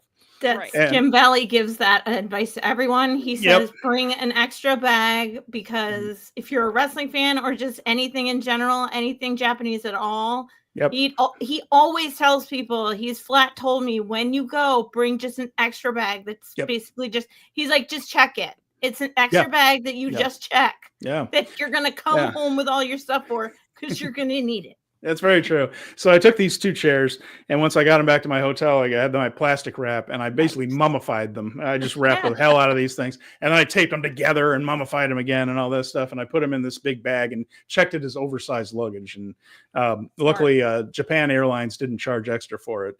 I guess some of the American-based ones would have charged me $30 or $40. But I checked, and it's like $200 to ship them via DHL or UPS. So I was like, no way. Now the thing is, you're hobbling through the airport with a full suitcase, which is loaded down with all my programs and all the souvenirs I bought, and then I've got this little awkward thing with chairs in it, and it's I look pretty funny going around Haneda there, wobbling around, but I got it back. Good. That's awesome. Yeah, it was pretty great. Worth every minute. Brad, plus you had the experience. Brad says that Corkin is a bucket list venue, and he loves that place. What did you have a favorite venue? Corkin, and I had been to Corkin before in 2019. I had been to Japan with my girlfriend there, and we were there 11 days. And we went to a Pro Wrestling Noah show, and New Japan was out of town. The days that we weren't in Tokyo, those are the days New Japan was. This is terrible. Of course, yeah, exactly. But I got Noah, and I like Noah. So Noah's great. Yeah, it's a cauldron, and one of the best things. Korakuen Hall was built to host boxing in the 1964 Olympics. That's why the building was built. And it was built outside what was then Korakuen Stadium, which is where the Yomiuri Giants played, and that's been replaced by the Dome. But it's on the 5th floor of that building. So the first floor of that building is the TGI Fridays. No kidding.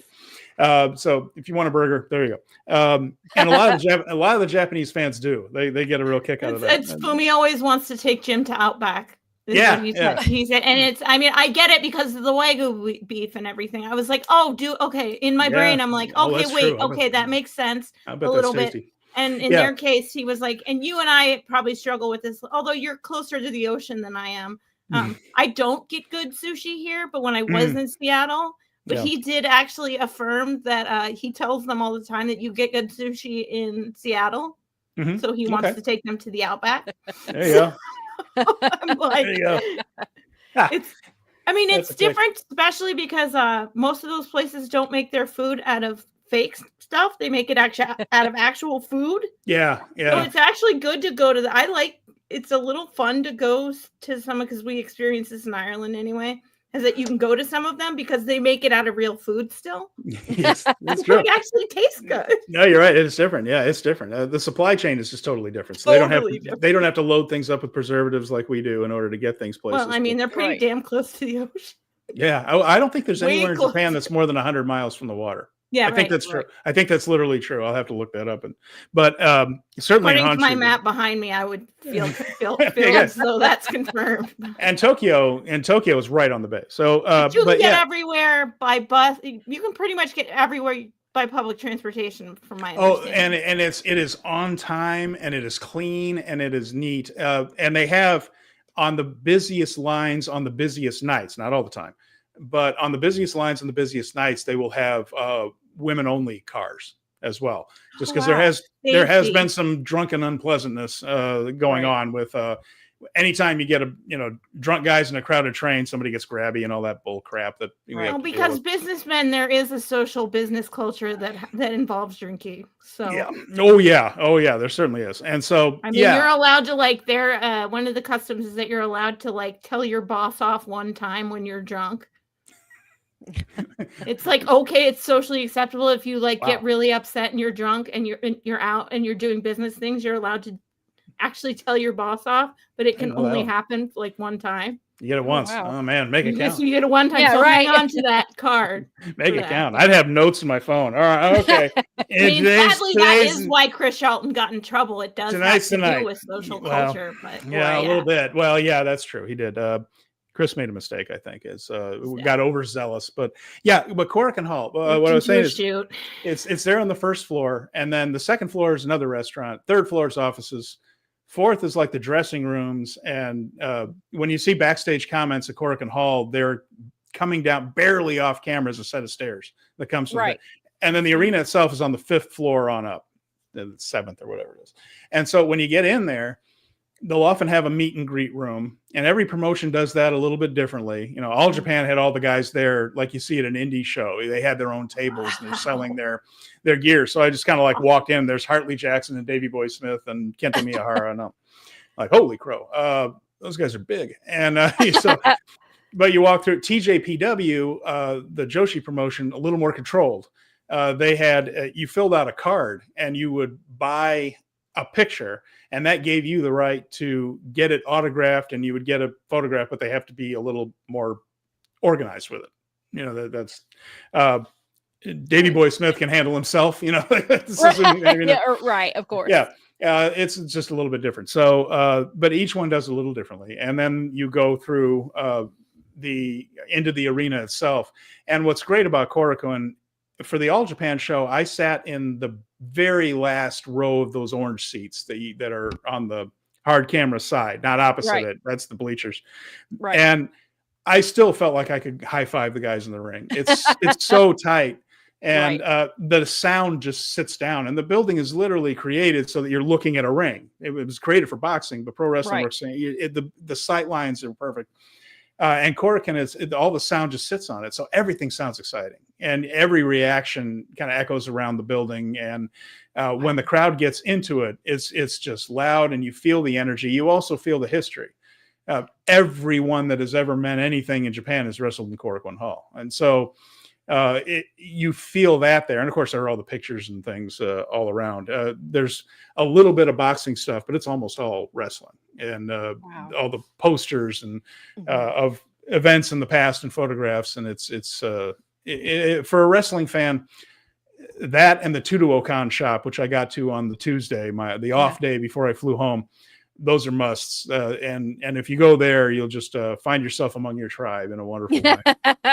That was the place that you were, because I listened to the show on Thursday. So that's the place is that the one where you spend forever in the lobby because they have the museum, the wrestling museum, basically? It's like a wrestling museum. Yeah, it really is. And it's in a mall, right? Yeah, that one is in a different district in the area.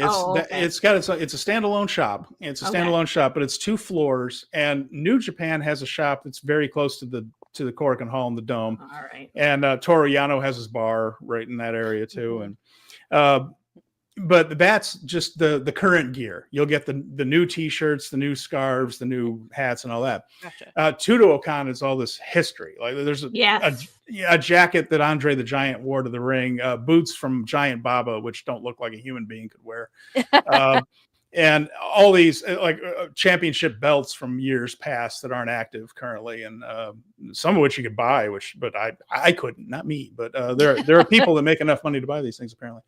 But ring worn gear, they have racks and racks of clothes racks of ring worn gear from various wrestlers, both American and Japanese. They have masks that were worn. I came very close to buying a Bushi mask that he wore in Korakuen Hall once. Mystico masks. All the Liger stuff was gone. That would kick me. Of course. Oh man. When I was there in 2019, there were a bunch of Liger masks, and when I went back this time, he's retired. Yeah, and they all got snapped up. So good luck. but there are also DVDs, which are region encoded. So watch yourself if you buy them. You might get them back here and they can. People don't realize. But magazines upon magazines and programs, and just a quick little show and tell. Like this Yes, please. This is back from the 1981 All Japan Champion Carnival. And this is a program from that. And this is, like Bruiser Brody, Abdul the Butcher, Baba, Oh my God. Jumbo Saruta, all these guys, Terry and Dory Funk. So from January 4th, 1993, here's a program from a Tokyo Dome show with Tenryu and Riki Choshu on the cover with Liger and Ultimo Dragon, all this stuff. And you can just buy, they have all these things there, and wrestling magazines that go back to the 80s and 70s. And they're like $3. They don't cost anything. It's just insane. So I piled these things up. And I would have too. Yeah. And they have ticket stubs. I brought this out on the show, but this is a ticket stub from Pro Wrestling Noah's first show. Oh, that's so cool. Yeah. And then we got that. And then I've got this one from the Beauty Pair. That's the Beauty Pair for the All Japan Women 1979. So if wow. Oh my God. If you've seen Queen of the Villains on Netflix, these are the people that Dump Matsumoto grew up watching and inspired her to go into it. Okay. So cool. If you're a fan, there's gear, old history magazines, and current stuff too. You can get autographed pictures of the current stars. There's one from Hazuki, for instance, from Stardom, who's one of my current favorites. And let's see, I'm a bad weatherman. I got to do the point here, but that's Stan Hansen and Giant Baba. That's a real autograph. It's not a print. That was actually autographed by them. They put that ink on stuff. If you go, block out a couple of hours and just let yourself get lost in the place, because no matter what kind of wrestling you're into, there's lucha libre stuff, there's American stuff, there's Japanese stuff, whatever you're into, you'll find something there that you probably haven't seen before, haven't touched before. And it's just a wonderful experience. And it was overall overwhelmingly positive one with everybody I ran into. So great. I'm babbling, but that was just no. That was perfect. Not at all. And Brad said, did you get to do any of the meet and greets, and how do they work there? Yeah, so most of the shows at Cora can have them, and like I said, they do them differently.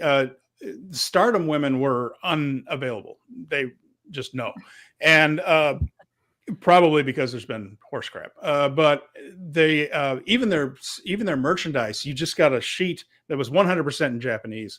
And a plastic little pokey thing. Like, you ever go through the drive-through at Starbucks and they put the little plastic thing in your drink? Yep. It's like that, but with like a really sharp tip. And you would go and punch a hole in the thing that you want. And then when it's your turn, you hand them your sheet and you've punched all the things that you want. And then they kind of go scurrying off, and the elves kind of get your order together and bring it out to you.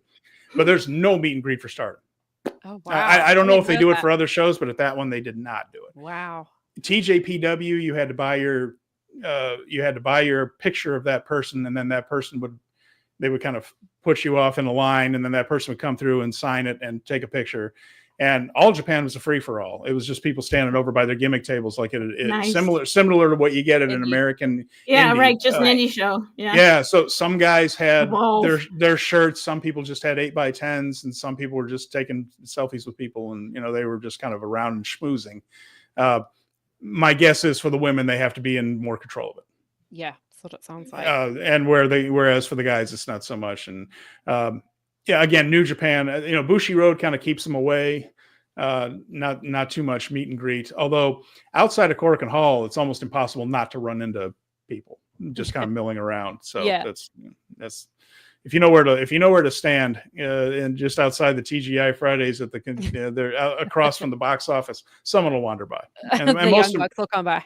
Yeah, I saw Jack Perry come through. I mentioned Persephone and all that, and because they have to be dropped off and walk down that alley. Right. Oh yeah, that makes sense. A car can't quite get up there. So I mean, if we ran into it, we saw a bunch of people. We even saw Gato when we were in New York for Madison Square Garden. So I mean, if it's that easy in New York, which is way harder to get around, harder. You can't we were literally getting Ubers in New York to get around because you can't even walk to a place in a reasonable period of time.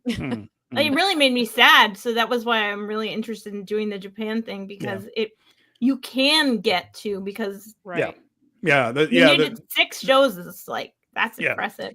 The trains were everywhere, and they are on time. They are consistent. They're clean. I can't say enough about it. And the bus is the same thing. Like the bus, you take a bus in Japan. Sometimes you have to, because not all the trains go everywhere. Yeah. Although they go a lot more places than you think. It just seems like everything is fairly close to a train station, except Oda Ward Gymnasium. Good Lord, where'd they put that place? That was out in the boonies. It's so interesting, because I read once that a guy that was running for office in his prefecture, one of the things that his platform was to get the train to come to his prefecture, which it didn't. I mean, that's how big of a deal the train is in Japan. It's a political platform. I was like, wow, can you imagine? Like, they're please, America. they are the arteries that pump the blood through the city. It's amazing. They absolutely Although are. as a West Coaster, I want to go to Corkin really bad, but I also immediately was like, I hope there's not an earthquake. You're right. Yeah. And that happened to not too long after I left. They had I know it did. I was glad you were home. Well, my first trip, a typhoon hit Tokyo while I was there. Yikes! Oh my god! gosh. Which is a hurricane. That's just Pacific. It's a Pacific hurricane. Pacific hurricane, and it swirls the other direction. I'm kidding. Right? Yeah, yeah. But it's the same thing. It is. It's hurricane force winds, and we're just sitting there on the 27th floor of a hotel, and oh my gosh, no one seemed very bothered by it. And we had been out the day before and the night before, and it hit overnight. And so we had our panic bag, here's a change of clothes, our passports, shoes. Yeah. And we went to bed. We didn't sleep. We were just like staring out the window. Is this thing going to come in on us? But I mean, the building moved a little bit, not terribly. And then next morning, the big scandal was some of the trains were late because a couple of trees had fallen on the tracks. They just recover. They just get over stuff. Nothing really bothers people in Tokyo. It's pretty remarkable. They've been dealing with it for so long. I love that that's my other thing, having lived in Seattle, because we have a mountain that overlooks the city. So there's a lot of things in common. And I love that they call the mountain Fuji-san. So they just refer to him as the mountain's a person, like he's just a living guy. It's a dude. And san is kind of a salutation of respect a little bit. They're almost saying Mr. Fuji. Yeah, right. There's just an American manager forever. Right. So, I always think of the guy with the tuxedo and the bowler hat, Harry Fujiwara. Right. Right. No, it's amazing. I always love that. They call him the same thing, Fuji-san. But they do call it that. And so, like I said, the Dome. So when I was staying in Tokyo Dome City, and a lot of these shows were there, it was very easy. I mean, it's walking. You just walk up to it. And so that was very, very easy. Oda Ward Gymnasium was out a ways, and Oda Ward is where they had New Year's Dash. Okay. It's a historical building for New Japan. It's out of the way, but it's also where New Japan had its very first show in 1972. Wow. So it's a spiritual home. It's just a big basketball gym. There's really nothing. If it weren't the home of New Japan's first show, there's nothing remarkable about Oda Ward. Not knocking it. It's just not. Right. It's a basketball gym. If you've been to a high school basketball gym, you've been to Oda Ward Gym, basically. And but that was a trek. That was a bit of a trek. And then where Stardom had their show was in a theater. It was a concert venue. So it was an amphitheater type of setup. So there was a stage, balconies, and then an open floor where normally that would be general admission for a concert. So there would be normally thousands of people on the floor, cheering for, singing along to the band. Instead, that's where they put the ring. And then the stage where the bands usually play, that was the entranceway. So they had the video boards there and where everybody came out. And then, so then the people in the balcony and then the people on the floor were the audience. And they didn't sell the seats around the sides because those seats are aimed at what would be the stage. The ring's over here, so you'd be like looking over your shoulder to see the ring. So they didn't sell those seats. And that was in the Ariake area, which was built up heavy for the more recent Olympics. They were supposed to be 2020, ended up being 2021. Right. And they built a couple of new arenas out there, and it's picturesque. It's down by Tokyo Bay, so you can get those shots of the water in the background on TV and things. And they built all these new arenas, including this theater.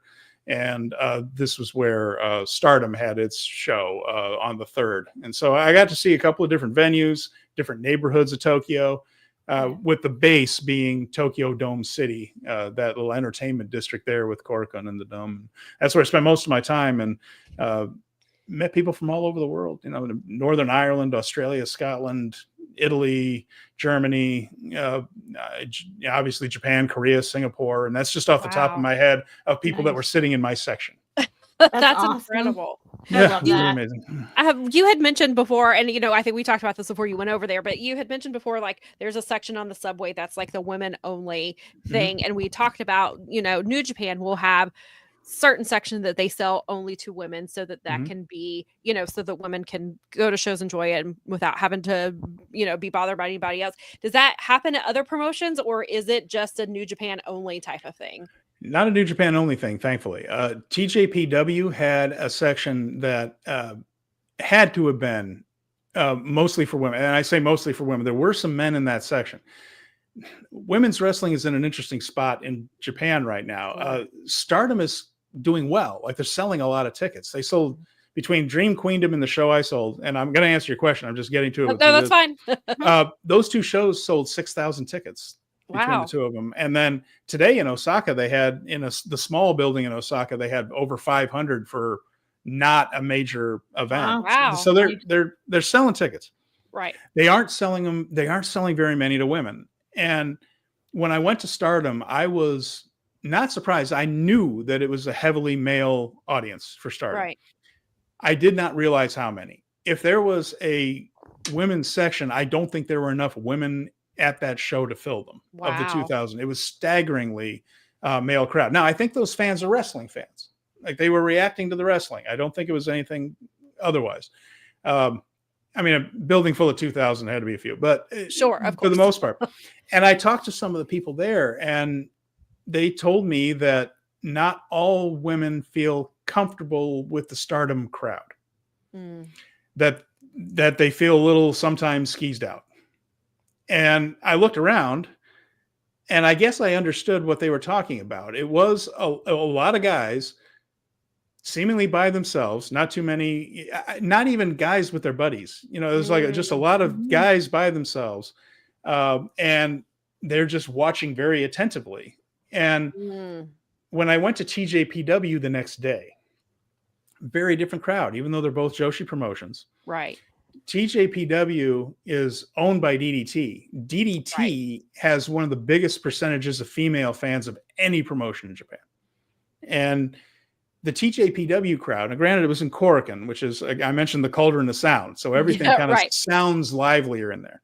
Sure. But there was a more gregarious atmosphere. And yes, it was heavily male as well. The crowd, it's pro wrestling. That that's true. But the percentage was higher at TJPW, and they were more into things, I guess. And it was just kind of a more. Stardom does present itself very seriously. TJPW does not all the time. There's some real goofiness. And there was a guy making a snake with his hand, and people taking bumps for invisible opponents and spells, and people being infected by a thing and spells and people drinking antidote during a match. And you're like, whoa. DDT and TJPW are their own beasties. They go outside the box for some of this stuff. You sure do. But the crowd likes that. I know. Right. I kind of like it. So. And they do it for what it is. They do it well. Like Stardom does very little of that. Like there's some comedy in Stardom, but it's within the context of pro wrestling. There's no one's under spells. It's not shenanigans. And so again, different presentations, different crowds. TJPW definitely had a women's section there in Korea. There were some guys in it, so I don't know if it's if you're allowed to like bring your partner or whatever it was. Right. But there was a section in Korakuen Hall that was definitely so much more female than male compared to the rest of the crowd that I don't think it could have happened by chance. Right. And at Stardom, if there was a women's section, I don't know how you would have filled it. And they just said that not everybody just feels comfortable in that. I can see why. It's a lot of guys kind of watching wrestling attentively, but it's not as just not as open and fun and laughing and things as TJPW was. So I see why. I see why there's a difference, I guess, is what I'm saying. And I sat also in front of pardon me. I was behind this family that came with 2 small girls, like elementary school age girls, who were into everything at that startup show. Just loved it. And that's when it really hit me like a ton of bricks. Is like All Japan Women had a wildly female audience. Right. I mean, like 95-5 in that crowd. Dave Meltzer went to a show there, and he said that he struggled to find another male in the crowd at one point. This is in the 90s. Right. 80s, same thing. It was teenage girls. They were part of the idol culture. The women had hit singles on the radio. They would sing in the ring and not badly either. I mean, but that was all part of the presentation and things. Right. All aimed at teenage girls, and their TV was at noon on Saturday. Perfect for that. And then when All Japan Women went away, because the Matsunaga brothers who ran it ran their other businesses into the ground. All Japan Women was thriving, but they had to liquidate everything because they had lost their asses in other businesses. That female audience just went away, and it's so fragile. If you're not, if your older sister didn't watch it or introduce you to it, you just kind of move on from it. And then there's other things. There's so many other things in the culture, and they lost all of that. And as I'm sitting there looking at these 2 girls in front of me, and which I was very grateful for because they were tiny and I could see over them. And so I was very happy but they were so into everything. I said, oh my goodness, if they can tap this market, you could double this crowd. Oh yeah. If they could just get women to show up. And I don't know how you legislate that. Right. And I suppose if it were that easy, everybody'd do it. Fair. Yeah. But it struck me as if you can just convince women to feel comfortable coming here, they're going to see elite level wrestling. They're going to see some of the best athletes out there. Some of the very best wrestlers in the world are in Stardom. They just got to figure out a way to get them in the door. And the girls were into it. I said, those 2 girls were having a great time. That's awesome. Yeah. You just got to convince them to show up and make people feel comfortable showing up. And I guess if that were simulated on it, but that was the thing that got me is if they could do that, this crowd could be 4,000 instead of 2,000. Wow. Now, I hope they figure it out. Do they make men and women split up, or is that a choice thing? Because, like, say I think it is a choice thing that women can specifically choose to sit in a women only section. Because I know there's some things that ladies can't go into. Because I know there is some stuff that's just dudes only, and whatever. That's fine. But my travel. I would be going with my husband and a friend of mine who is also male, so it would be like. Would I be able? Am I going to be? I think you have to. From my understanding, and what you just said that some of the people in TJPW did have, or at one of the venues did have with their maybe you could. Yeah, and I think significant other, or whatever. Right. I think it is a choice. If you're a woman that goes to a TJPW show, there were women in other parts of the building. There were women in all parts of the building. It's just that one section was so heavily female, it didn't seem like it could be chance. So I imagine that. No, I fully understand it as an individual. Like if I was a single lady, I would definitely. I think I would appreciate that here. To be perfectly honest, if I was alone, fair. Like if I was some cases, I probably would. I don't want to get into that here because Americans aren't mature enough to freaking handle that, as we've seen with so many other issues. But that's a totally different culture where it's like if you're gonna be cringy, then the ladies need to be comfy and.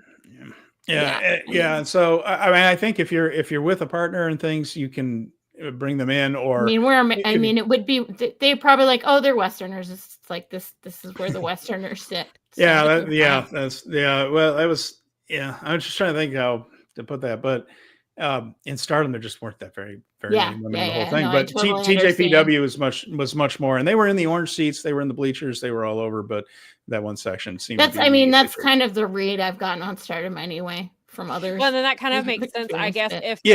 If the crowd was over in Stardom was overwhelmingly men, that probably is maybe why they handle their meet and greet where there is, or like you said, maybe it was just that particular show, but why they don't do meet and greets, or maybe it's very limited, or And I understand there's been some unpleasantness at meet and greets in the past with them, and when you go to the small towns, they do them. I'm under the impression they do them. Okay, maybe there just wasn't a way to herd 2,000 people through. Yeah. Right. And most of their buildings, they are less than 1,000. Like I said, 500 is a good crowd in Osaka. That's a lot more manageable then Right. maybe 2,000 people trying to go through a cauldron of that was, maybe they just decided, let's not bother. That's Yeah, that's certainly possible. Definitely. Did you have, well, I guess actually before I ask this question, what were the experiences like going to different, like, were the atmospheres different going to different promotions? They're like, well, I mean, I guess you did kind of touch on that a little bit with the Stardom and TJPW, because obviously one is presented much more serious, where one is, obviously more comedy based. Mm-hmm. Yeah. Well, Stardom, I said, like you said, that presentation comes through in the crowd. There's a lot of things in Japanese wrestling with a live crowd where there'll be a sequence of moves, and when that sequence of moves stops, everyone just applauds politely. There's not booing and cheering. There's golf clap. Yeah, no, it really is. It's like, oh, nicely done. And but that's a real thing that crosses everything. That crosses every promotion that happens. Hit a few moves, round of applause. The difference is the Stardom crowd, and that could have been that building, because again, that building is designed for the sound to come from the stage into the audience. Mm-hmm. It's not designed for the audience's sound to come down onto the stage. That messes with the musicians. So that's where the audience was. So a lot of that sound kind of drifted up into this huge theater, and it didn't sound very loud except for key moments. That was one. So it was a more subdued crowd. There were times when, in a theater full of 2,000 people, the only voices I heard besides the bumps in the ring were the announcers. I could hear them broadcasting the show. Nice. Wow. Yeah, I could hear, like, Walker was across the room, and I could hear him sometimes. And the Japanese announcer was kind of behind and above me, and I could hear them calling the show. And of course, the Dome. It's a baseball stadium. Baseball stadium. So the sound isn't like the ring entrance music. Everything plays differently. People that were there live really enjoyed the show to Zach match. Didn't care that it was 45 minutes for the most part. Yeah. And then I got back and I'm looking at the reaction. And I was like, oh, well, that's a different match than I saw. Also, everybody seems to like Kenny Omega's new music. And it landed with a thud live. Everyone was just like, that's his new music. Yeah. And I just realized, well, it probably echoed all around this dome. It didn't sound that good, and right. But the action was terrific. They were really exciting shows, and they were fun. It was fun to be in there and be that close and in the stadium. But it's a stadium, and so it sounds. I've heard that. That's so funny, because I've heard that from a few people like that. Yeah. And I've had a friend tell me that a lot of people come home and say that, you've got to do the Wrestle Kingdom thing. But really, it's like the worst venue out of all of them to see it, because it is a big, giant baseball stadium. Yeah. So the acoustics suck for wrestling. Yes. Yeah, the acoustics are not good. And but I mean, the action's a lot of fun, and it was a great time. Kingdom, so it's Wrestle Kingdom. Get over it. Yeah, a lot of people in our group, we kind of stood around looking and taking selfies, and the thing that we heard over and over again before Kingdom started was so that first day was just like, I can't believe I'm here. Like, I can't believe I'm here. I'm really doing this. It's happening. Yeah, that's really what it was. And so when you have that kind of anticipation, it's not hard for the show to be fun. Right. Maybe when you're sitting at home at 3:00 in the morning and you're, either hopped up on coffee or whatever else, it's maybe a 45-minute main event isn't what you're looking for in that moment. Right. So I get it's a different experience, but sure. So, and then Korakuen is like I said, that very lively. It feeds off itself there. So very different experiences. The All Japan crowd, All Japan has a lot of really great young wrestlers. Mm-hmm. They're not totally polished quite yet, but they're getting there. Mm-hmm. And there's this Yuma Anzai guy, phenomenal. And he's younger than most of the New Japan Young Lions. This guy's like 18 months into a career. He's incredible. The Saito brothers are the top act there. They're the tag champions. One of them is the Triple Crown champion. They're both fairly young. They're both fairly new in their careers. Not as young as the Young Lions, but just dripping charisma, incredible charisma. And when these guys learn to wrestle, and I saw them at one of the shows, the all together shows that New Japan, Noah, and All Japan did, they've gotten a lot better in a year and a half. So if they keep on this trajectory, so when I went to All Japan, I just thought, this is exciting. I want to see more of this. The young talent. It's it's just my one criticism of Noah is like everybody's 45. Yeah. that's my age, and I know how much I hurt. I don't want to know what I know, right? I think the same thing. I'm same as me. I'm like, when people are criticizing some of the wrestlers that are my age, and I'm like, yeah, I mean, that's fair because my knee won't even unbuckle someone. Yeah, I know. I'm sore when I take my dog for a walk. These guys are having, but All Japan guys are a lot younger. There's a lot of energy in there. Like I said, TJPW has a sense of lightheartedness and frivolity. I mean, when one of your top stars is nicknamed the Sugar Popping Rabbit, it tells you all you need to know. Explain to Sam, it was like, because there was one point where I was watching a match and she's like a bunny rabbit with a barbed wire bat, and I'm just like, that's TJPW in a nutshell right there. That's like a clip. You want to know what it is? It's this girl in a cute bunny suit with a barbed wire bat. It's different. It's not for everybody. It's not for everybody. It really isn't. It's just as a Talkin' Shop-a-mania dork. It's right. That's that kind of stuff. I'm not always in the mood for it, but when I am, it plays great with me. And for some reason, the Japanese, they have the TJPW product has it on lockdown. Yeah, they do what they do better than anyone. That's a really good way to put it. Like, for what they do it really well. And I mean, DDT is obviously like the big clump of that. So. Yeah, it was almost like 3 different shows. Like the first part was just comedy. It's like, are they parodying wrestling? Is this a parody of wrestling? And then then the mid card is good, but nothing great. I had just seen Stardom the night before. That's a high standard. Right, of course. And then their last 3 matches, their title matches, were all fantastic. And so I felt like I had been to 3 shows when I left TJPW. But yeah, so there's that, and New Japan is, we've all seen New Japan. We know what they do. And the one thing I wanted to say about that, I talked to a lot of people that went to a lot of shows, and I mentioned all the different countries. And people fly in. Almost no one went to just Wrestle Kingdom and Wrestle Dynasty. Right, you're hitting all that, doing all of them. Many spots. I bet some people flew in for Dream Queendom on the 29th, and they've been to 9 or 10 shows. I want to be those people.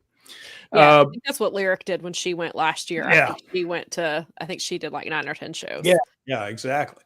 And the one thing I heard over and over again was, I had never seen this promotion before. I just bought a ticket and I loved it. It was so much fun. Choco Pro did a show where I want to go to a Choco Pro show. The people were the ring, and the crowd, because the room that the people ring was in was so small, most people watched through windows.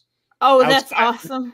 Yeah, and so they're like taking their photos through glass and all this stuff. Sounds like Mania Weekend on crack is what it sounds like. And wrestlers are pressing people into the glass with the crowd, and their faces are distorted. And so creative. And DDT does their thing. Big Japan, they're jumping into barbed wire, and light tubes, all that stuff. Yeah, whatever you want, it's there. Yeah, there's a paddle for every rear end, as they say. But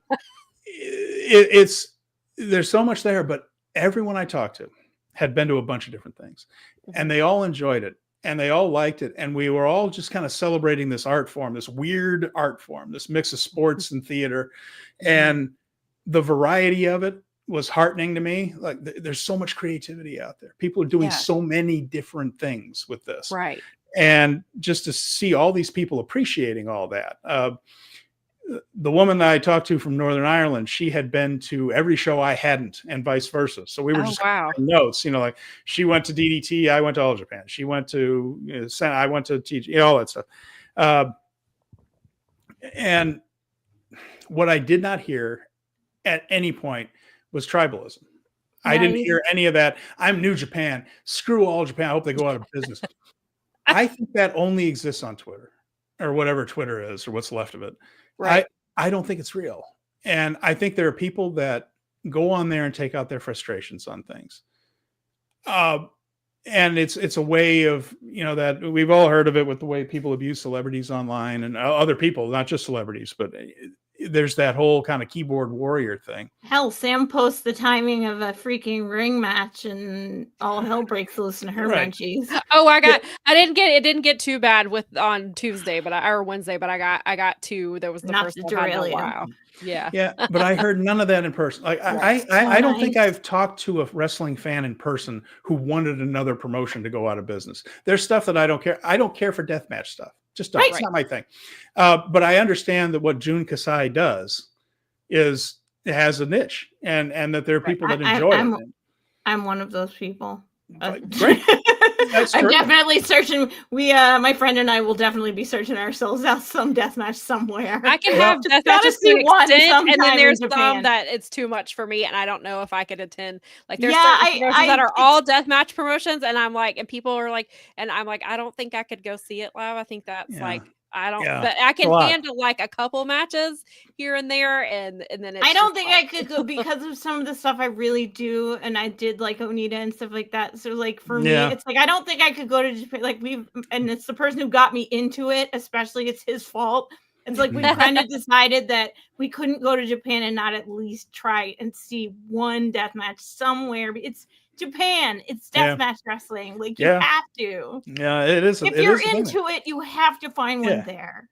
But what I didn't hear was anybody like who didn't like it just say, "I hope those guys are unemployed next week." I hope they go under. I don't think that's. And you're a real stupid thing. for liking death matches. None of that. None of that. It was just a lot of people refreshing from all over the world celebrating this weird ass little niche art form. but how often do you get to talk to people? Well, you get to do it every week, and I get to do it with Jeremy every week. Right. But for a lot of people, I heard this. It's like, this is the only time I get to talk to people who like this as much as I do, who are into this as much as I do, or know about it as much as I do.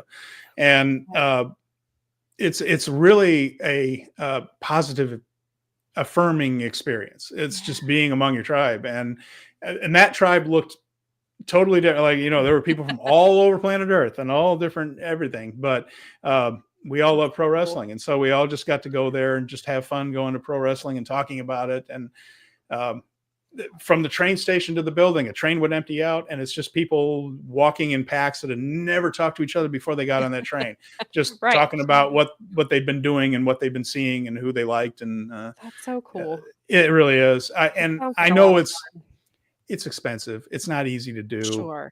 If you get a chance, here's what I'll say about it. And don't, if you do get the money up and decide you're going to do it, one thing you won't ever do is regret it. Like once you get there, you're not going to be like, I could have bought a watch.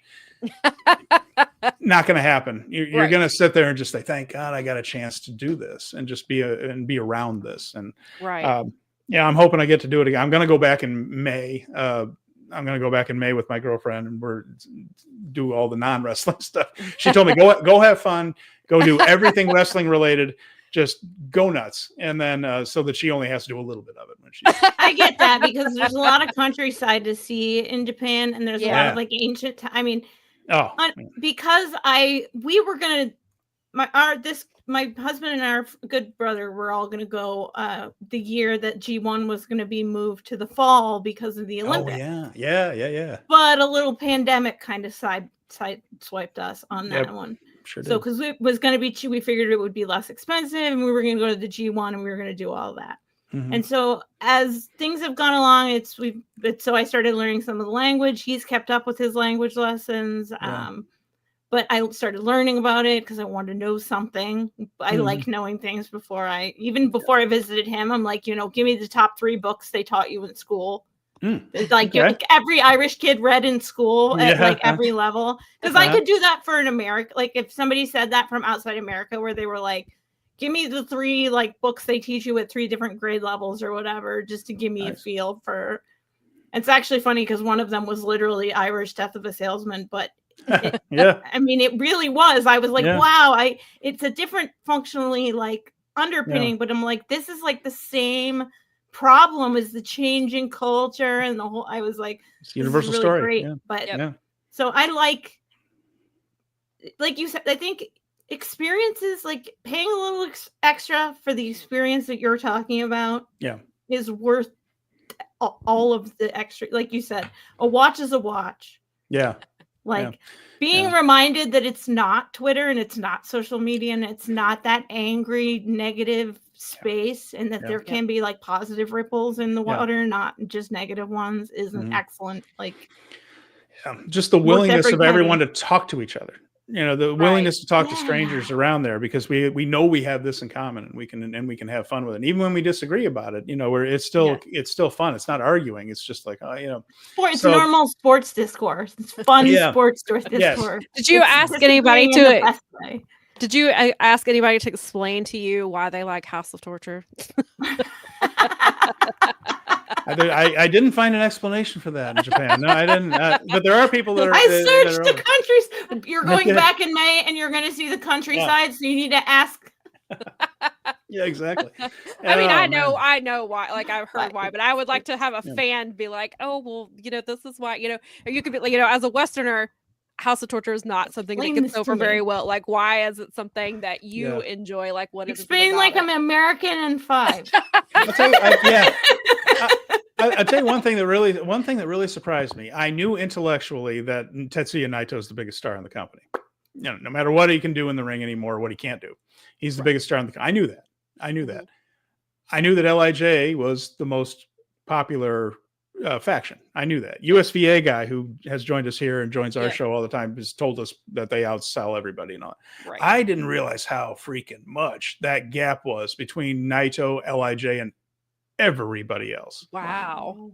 That was startling to me, that he is so far and away the most popular person. Probably 4 or 5 to 1 LIJ stuff to anybody, including TMDK, which had a huge Wrestle Kingdom, Wrestle Dynasty. Right. That even makes what Zach did more important. Maybe so. And it's an issue with Naito, because his body is breaking down heavily. The other members of LIJ are popular too, but Mel, I got to say, there was Comic-Con level cosplay going on with LIJ, like people that wrap their knees correctly the way Naito does, and have the whole outfit and the wigs. And that's some detail. I can appreciate that when you go that level. Yeah, Hiromu's all over the place. My favorite one, there's a trend. There were little kids, like 5, 6 years old, wearing like the rainbow bushy leg warmers that Hiromu wears, like walking around. And it was, nobody else had. Certainly not Chaos. A little bit of TMDK. TMDK did pretty well. I'm trying to think of, Hantai, nothing. People had, but there isn't Hantai merch. You notice that? Like, there isn't. The individuals have it, but that fashion, United Empire, there were people with the crowns up, no question. There were some great Okans walking around there. I mean, he is the greatest. Well, all hail. That's right. yeah, they're fantastic. And then, but outside of that, a lot of people cosplaying, a lot of people with, there were Okadas around. There were a couple of Nakamura's, which was fun. But just over and over again, people dressed as Naito with Naito gear on. Hiroshima Carp. Keep in mind, we're in the home stadium of the Yomiuri Giants. Right. The Hiroshima Carp have adopted LIJ. The baseball team will wear LIJ shirts under their jerseys. They play on Naito's music during the 7th inning stretch. Yeah, exactly. And you would see that's bled over. I mean, there are Carp fans now because of this guy. And so that's so cool. I was really stunned by just that distance. That's something I took back with me. It's just like, I need to remember that when I'm analyzing what New Japan's going to do. Right.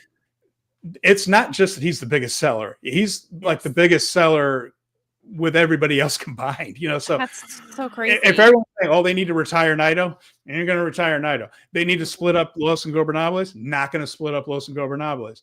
They're always going to be protected. And they're all, and as long as he's wrestling, he's going to be in a prominent spot. They can't afford not to. And sorry, I didn't mean to cut you off. No. Did they, because of, Sonata was, so somebody like Sonata and Evil, who were both LIJ and obviously broke off. But so I was going to say, I guess they probably perceive them as just like traitors. Rest in peace to Sonata, by the way. The one thing I heard consistently was, he was in the main event last year and he's barely on the card now. Yeah. And everybody, and even the Japanese fans were like, he doesn't, whatever the Japanese is for doesn't click. You could see it. They were trying to find the word for not clicking. He's like, Sonata, it's not there. And we talked about on our show, it's like for years, people talked about, is Sonata overrated? Is he underrated?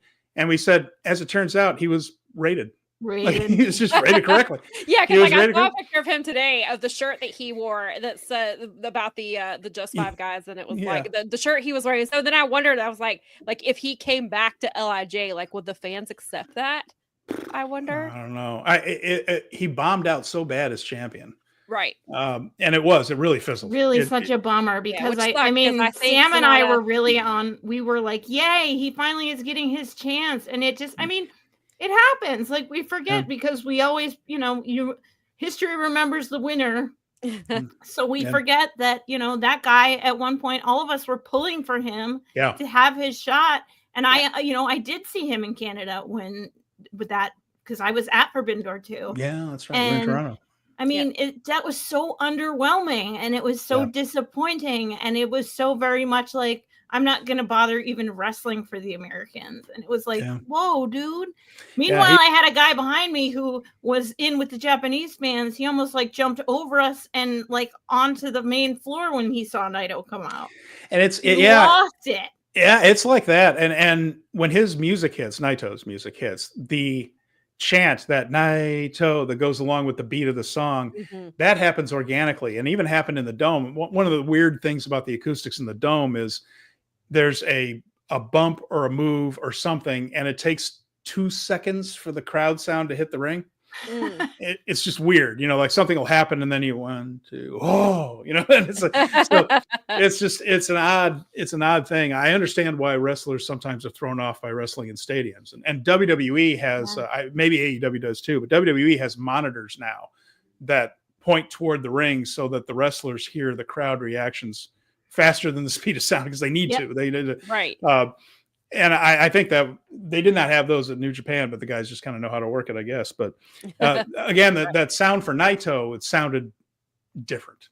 It just sounded different. And Hiromu to a slightly lesser extent, but with Sonata, it is an interesting thing where everybody liked him before the push and said, "Oh, this guy's a future world champion." And I remember going to the G1 in Dallas in 2019, and he pinned Zack Sabre Jr. in a G1 match, and it got a pop. You're like, "Oh, Sonata, yeah." Sonata almost became like a backup quarterback. It's like when the backup quarterback's not playing, everybody roots for him.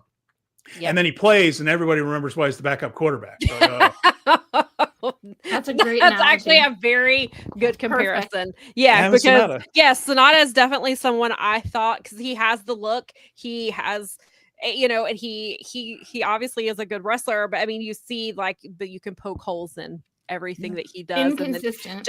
And then just there's sometimes lack of charisma, and then just now it just seems like he doesn't care, like he just could be doing anything else but wrestling. But he seems really demoralized. He does seem really demoralized right now. So I don't know if it's because of the run that he had and it backfired the way that it did so spectacularly that he just is at a loss for how do you come back from that. Because I can't imagine, like, especially if you go from being somebody in LIJ that people backed so much and then you fell on your face and now they're just like, okay, well. It's a tough one. And I'm hoping that this Taichi program wakes him up a little bit, because he and Taichi are close friends in real life. Oh, okay. They're social friends. They are. Yeah. And so sometimes you just kind of need to get in there with your friend and somebody you trust, somebody you know you can work with, somebody you like, and then maybe that'll get a little bit of the spark. Oh yeah, this can be fun. Because things have kind of reversed, where Taichi is the more popular of the two now, Definitely and Taichi's wrestling is obviously improved from where it was. They've definitely reversed how they are perceived. And Brad said that he's already been much more interesting since joining War Dogs than any time during Just Five Guys. Yeah, I don't think Just Five Guys was it. Just he needs that reset. I mean, maybe being with a friend and having that guidance helps. We all need those friends, or that friend that's the one that's like, don't do that, or get your shit together, or whatever it might be. Like, we all need one or two of those in our life. Right. But I'll also say this too: the fans in Japan are into Shota Umino. Now they're not jumping out of the rafters like they are for Naito, but they are curious to see where he goes, because about an equal number of them, I mentioned this before on our show, you know, he hugs the kids and carries around their little title belts they make for him like he's Tanahashi, and he kind of dresses like Tanahashi. And then he enters like Moxley. He comes through the crowd. He rides a motorcycle into the ring. And sometimes during his matches, his big matches, sometimes he wants to be a little bit of a bastard. And he works the match like that. Right. And so it's almost like he has a little Devil Moxley on one shoulder and the Angel Tanahashi on the other. And those two things coexisted for about a year. And now they're starting to fight for control of him. Yes. And the fans in Japan are very curious. They're about 50-50 as to, I think he's going to go bad. And other ones, no, he's going to rise to the occasion. He's going to, you know, he's going to be the next Tanahashi. And other people think he's going to turn on Tanahashi and be the one to retire him. But they're interested. And we saw a poorly attended Kingdom overall, like 24,000. I'm not convinced there were 24,000 in that building for Kingdom. I know what that place holds for baseball. I looked it up. I think Fumi backed you up on Jim's show as well. And 18,000 for Dynasty seems like a stretch also. But the last time there was a poorly attended Kingdom like that, the main event was Kazuchika Okada and Hiroshi Tanahashi, and Tanahashi beat Okada. It was the night Okada left in tears, and Tanahashi got on the microphone and said, "You're good, kid, but you're not the ace." Right. Zach Shota go 45 minutes. Yeah. Shota comes up short. "You're good, kid. You're not the best in the world." And that began that climb for Okada. Right. And that led to a boom period that it took a global pandemic to wipe out. Yeah. Because in 2020, January 2020, about 2 months before the world shut down, they almost filled that building. Yeah. That's true. They almost filled it. They got real close. Naito and Okada almost filled it. And so I'm hoping that's the right track. And then we're seeing this thing with Hiroki Goto in the main event. And I'm sorry if I'm going on too long, but no, not at all. The show in Osaka, New Beginning in Osaka, is sold out. And they're shrinking the stage. They're changing the configuration so they can open up more sections and sell more tickets. Coming out of that, we talked about on our show that this was part 1 of 2. Like the Wrestle Kingdom 19 and Wrestle Kingdom 20 would be like volume 1, volume 2. Right. That Kingdom 19 is getting all these people like Yota Tsuji and Shota, Kosei Fujita, who's going to be a junior heavyweight ace. Oh man, I'm so excited about him. And Zach's behind him, so great. Yeah. And all these guys, and getting them into position to be launched. And then this year is going to be about that build. And if it works out the way it did last time, we could have that boom period we've been wanting. And Stardom is selling tickets. New Japan is starting to sell tickets again. This New Beginning anyway is a good start to the year. So for sure. I'm enthusiastic about it. And I think there's a lot of really good talent that they're starting to bring toward the front. And I think we're in for some good stuff. It's good to hear from you, just particularly because I've been talking to a friend about this, and we're starting to see the comeback. Because of losing a bunch of that talent, they were forced to put a bunch of their young guys ahead.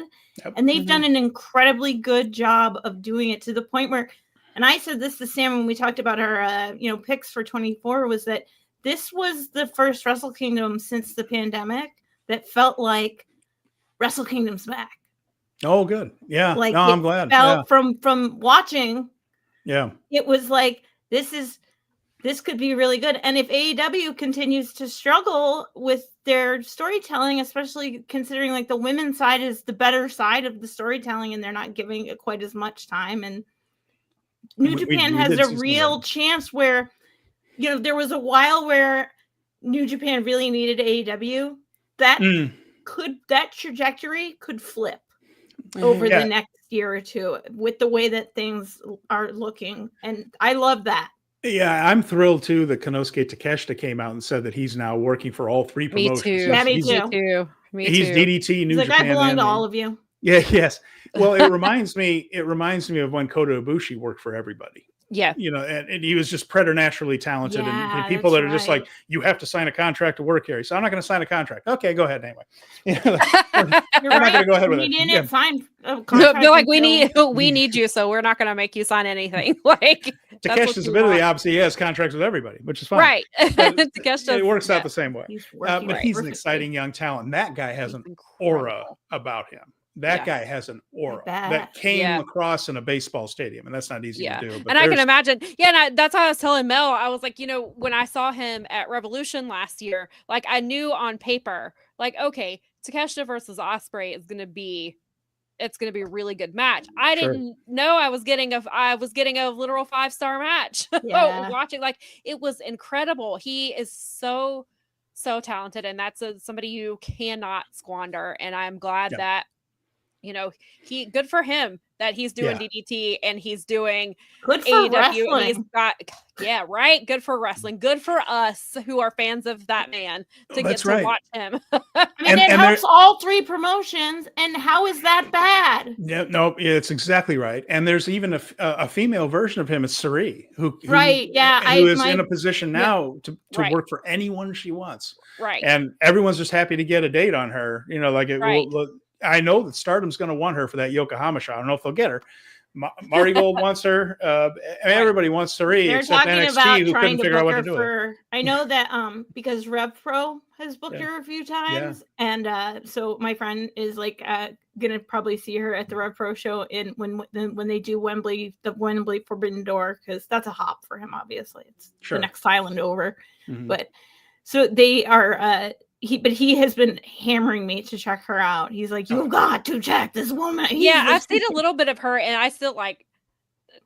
I mean, I'm not surprised that WWE fumbled her the way that they did, but I mean, it's not a surprise. But like to see her come out of that and be she was there 2 years too early. Like they're doing it so far, early days. They're doing it right with Stephanie and Julia so far. Right. So far, but they think they fumbled learned their Sari lesson a something little bit. fierce. That was putting her in WWE never fumbles any talent ever. NXT does better than most with women. That's true story. better than most. I'm not saying it's perfect, but better than No, most. but no, with they Sari, are. They absolutely fell over sideways with Sari. I can't figure it out why they missed it. Yes. So we have a question from Brad. Brad says there's been some talk about ZSJ not being popular enough to be the top guy as a foreign talent. Steven, can you talk about ZSJ's popularity with the Japanese crowd? He's in a different position than a lot of foreigners in that he is a babyface to the Japanese crowd. Yes. That's different. There are people that they like Kenny, and until the way that match was worked with Gabe Kidd, they were happy to see Kenny and things. Zach stayed there through the pandemic. Yeah. He speaks the language fluently to the point that he even knows dialects. Like when he can go to Osaka and speak like an Osakan, which is different than Tokyo.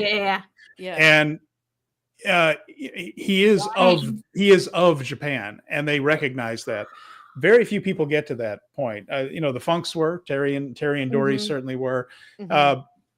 Kenny kind of came close. He was a dual citizen for a while. Yeah. May still be. I don't I think know. he still is, because that's how he was able to stay there for medical treatment during his, recovery. Yeah. No, I bet you're right. I believe that's the reason. But it doesn't happen often with that. And they've taken to him. Now, like I said, this year was a poorly attended Kingdom. But again, it felt a little bit more like Wrestle Kingdom is usually the season finale. The storylines build all year, and then they blow it off at Kingdom. Right. This and then felt the year more like a after season year. Yeah. Yeah. And, you guys, the G1 winner is facing the champion. They didn't do that this year. Then the G1 winner had already won the title. Right. And he was facing a guy that needed this match to be seen as a main event talent. And that wasn't just a main event guy automatically, and so there were different circumstances here. So it felt more like they are using Wrestle Kingdom 19 to set up things going forward instead of to blow things off. So they brought in, now we know that Takesha was coming in as a contract guy. So they put him over to two of the biggest bruisers in all of New Japan. We got Shingo and Ishii, Right. Yota Tsuji gets the title off of David Finlay. My guess is so that Finlay can chase the world title. And my prediction here is that David Finlay will be world champion by the time the G1 happens. Interesting. Because I think that was getting all right, we did what we need to do with him with the global belt. Yeah. Everyone's seen him with a title for a while. Right. Now we can take that off of him and have him go after Zach or Goto or whoever. Right. Getting people into position. That was the key to this. So now Yota Tsuji has a major championship, and we're seeing him walk around with a major title. Shota's got his journey now where he has to kill his idol before he can get back to the top of the mountain. Yeah, right. The Moxley thing, and that screams out Dominion to me because that's where it all started. That's where Moxley. That makes sense. Yeah, I was thinking the Forbidden Door show, but yeah, Dominion makes so much more sense. Yeah, Dominion was when Moxley first came to New Japan. He beat Shota in a match, picked him up, and carried him out. Yeah, that makes so much Full more circle. sense. I love it. Yeah, again, that's not inside information. It just seems the tea leaves are reading. Sure. No, yeah, that makes sense. And so now you got Finlay firmly established, which took a while because we had a few years of David Finlay as a mid-card guy to overcome. And now I think most people then he just see stepped into Jay White, and he was like, and that was his whole thing was, you're dumb enough to leave this. I'm going to take everything you have, but you have to make him go from mid-carder C block champion to be at Jay White level. Right. Yeah. And to be kind of he was a funny babyface, and he actually is a funny guy. Like his interviews were funny as a babyface. So then he gets the mean mug on. It took a while for people to kind of get used to him. It's there now. And then Gabe Kidd just shot through the roof with that match with Kenny Omega, and the crowd's reaction to him at New Year's Dash was like all the people. It's like Gabe, Gabe. You stood up for us. He went to a new level. So right now, with Zach winning the title and all that, it didn't sell a lot. It didn't sell like it had before. It hadn't. And New Japan was a cool product the second half of the year. A lot of people blame Zach. I think what they need from Zach is he needs to make these guys. And Zach's the perfect guy who can have that kind of match where he could make it look like I push him to the limit, let alone what he can do with someone with the talent of Tsuji or Shota or anything like that. He's going to make these guys look like $1 million. Yeah. And so I think he's in position to do that. So I think he wants to. I feel like Zach is somebody who wants to give back to New Japan in the way that it gave to him. I feel like especially because he's already he's already taken Fujita under his wings, and then he's got Oiwa now. He gets it. That he put both of those guys, like he brought them in because he knows that what he can do for them. And I feel like he's somebody. And Oiwa's time's coming. But I mentioned that last time when the attendance was shaky. It was Okada, Tanahashi, but underneath that was Nakamura and Ibushi. Nakamura was only a year away from leaving. AJ Styles and Naito was a match on that. And, AJ was about a year away from leaving. Right. It was that turnover to get those new guys up on top and establish them. Naito was just about to, excuse me. Sorry about that. Naito was just about to go back to Mexico and start the heel turn.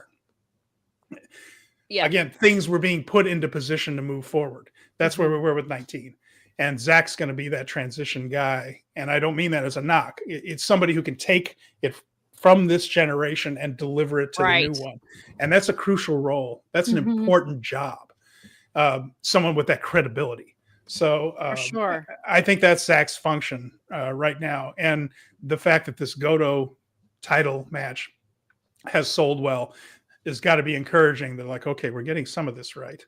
And Zach's going to be a pivotal point to get those guys looking like the main eventers they need them to look like. Right.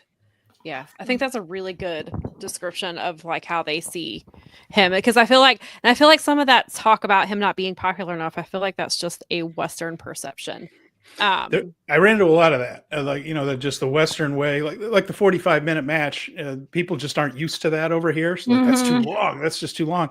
Live, it wasn't. And but you're right, Sam. Well, I think that a lot of that. Oh, go ahead. Finish yours on it. No, I think you're right that there's a role in Japanese wrestling for that person that takes something from one generation, delivers it to the next. There's been other examples of that over the years. Tanahashi started out by wrestling guys like Yuji Nagata and Kojima and things, and then he ends up on the other side with when he was still healthy with Kenny Omega, and he's the one he kind of made Naito in a way, Right. And really helped to make Naito, certainly. So those bridges are crucial, and I think that's what he is. Right. And, and I a bit, even the 45-minute match for me was a bit, I just felt like, I mean, wasn't down on the matches like a lot of people were. And I think because we are regular New Japan watchers, like we knew what was happening. But I think also people keep forgetting a match was cut short. It was, right. Doki and Despy were cut. They wrestled maybe 7 minutes, if that. Five. Maybe It was like 5:03. I guess what their entrance is, maybe it was, it wasn't very long. They were just getting going. And that kills me to think about Doki there. Me too. I hate that. And so then I think that was another thing is they probably were like, all right, well, everybody is going to get, 10 or 15 minutes added on because we got to fill up this time that, was missing from that. And so I don't, maybe Zach and Shota were going to go long anyway, but then maybe they're like, you know what?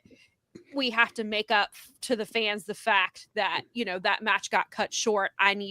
You've got to go. You're going to have to go, 15 minutes longer than planned or, Yeah. And that match had chapters. And I think another thing you're very right about, Sam, is that the Western Wrestle Kingdom gets a lot of people who only watch Kingdom or watch Kingdom and Dominion or parachute in for the big event, which is fine. However you want to watch wrestling is fine. Right. You're correct. But what they miss on that when they do that are all those little subtleties that happened during that match. That match had chapters to it. And there were those little things when Shota started healing a little bit and he shoved his father and he started stomping on Zach and the crowd booed and that was in the middle of the match. Later on, they had Shota, after healing for a while, do that whole very Japanese trope of being in a submission hold and dying and struggling and power. And nothing gets over like a rope break in Japan with a baby face. He gets close and then he gets pulled back and he looks like he's going to die and then he just barely crawls through it. And then when he grabs that rope, it's very babyface. There are ways to do heel rope breaks too, but it's almost just like you think your guy's winning it, and then he like shoots his arm out and grabs the thing. You're like, son of a bitch, But the way Shota did it was very babyfacey after he had healed, which goes to that devil and angel thing. And they're trying to get, and the fans knew all that. Just like there were moments in that Gabe Kidd Kenny Omega match where Gabe Kidd used an abdominal stretch, which seemed weird. And then used an enziguri, which he doesn't normally, but those were two of Antonio Inoki's biggest moves. So for someone who's got out of nowhere comes out with the lion mark on his trunks on one side and the War Dogs and wearing Alex Coughlin style short trunks. Yeah. There were so many little things that if you only parachute in 4 times a year, you can enjoy the match. Everyone enjoyed that match. You didn't need those things to enjoy the match. Right. But it made the soup a lot richer when you knew. Well, and I think another thing was like, obviously, and again, goes back to the way the Westerners were viewing it. It was like there's that picture that kept going around of Tana's face during Zach versus Shooter, where he looks annoyed, like he looks like he's not thrilled. And then they were showing, obviously, he was in tears. The next night, and people keep comparing them, and I'm like, but the thing is, Tana was making that face throughout the night because he was on commentary and he was listening to what they were saying and waiting part of the work. It's a work. Exactly. It's still a work in Japanese. That I saw that so many times that they were like, this is his face during Zack Sabre Jr. and Shooter, and this is why Zach is Zach is a terrible champion and they made a mistake putting the title on him, and Shooter is Shooter's washed the difference at 26, between, and I'm like, Shooter is not washed at 26. What are you talking about? No, they're not. They're telling different stories. Right. They're telling different stories. The difference between there's, and this is whatever, like what you like your wrestling, but there's the sports entertainment spoon-fed sort of version of pro wrestling, and then there's the you need to kind of stick around because they're going to be telling you a long-term story.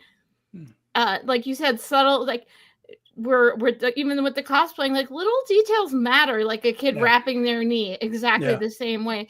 Like Yeah. that's the reason we get complimented on our garb is it's like little details that you don't realize until you realize little details matter. Right. And that also New Japan is much more of a sports presentation than I mean their broadcast team takes it like a sporting event. Their filming is like a sporting event. Their press conferences are taken like sports press conferences. They're really trying to emulate sports. This is real. So I think it's Americans getting kind of when so many people I think it's at not a even sixth grade reading level, it's hard for them to pick up on subtlety. And I it's guess. interesting. And a lot of it is American fans. So I feel like a lot of it is Western fans as well. Because I saw it from people from like the UK and things like that. I think that Westerners are just impatient. So I think it's just definitely. But I mean, yes, a lot of it was American. But I feel like it was just a very much. I had to keep like sometimes I'm having to like. This is very much a Western type of how we approach things and how we do so. And like you said, there are some people who only come in a couple times a year. Maybe they'll watch the G1 finale.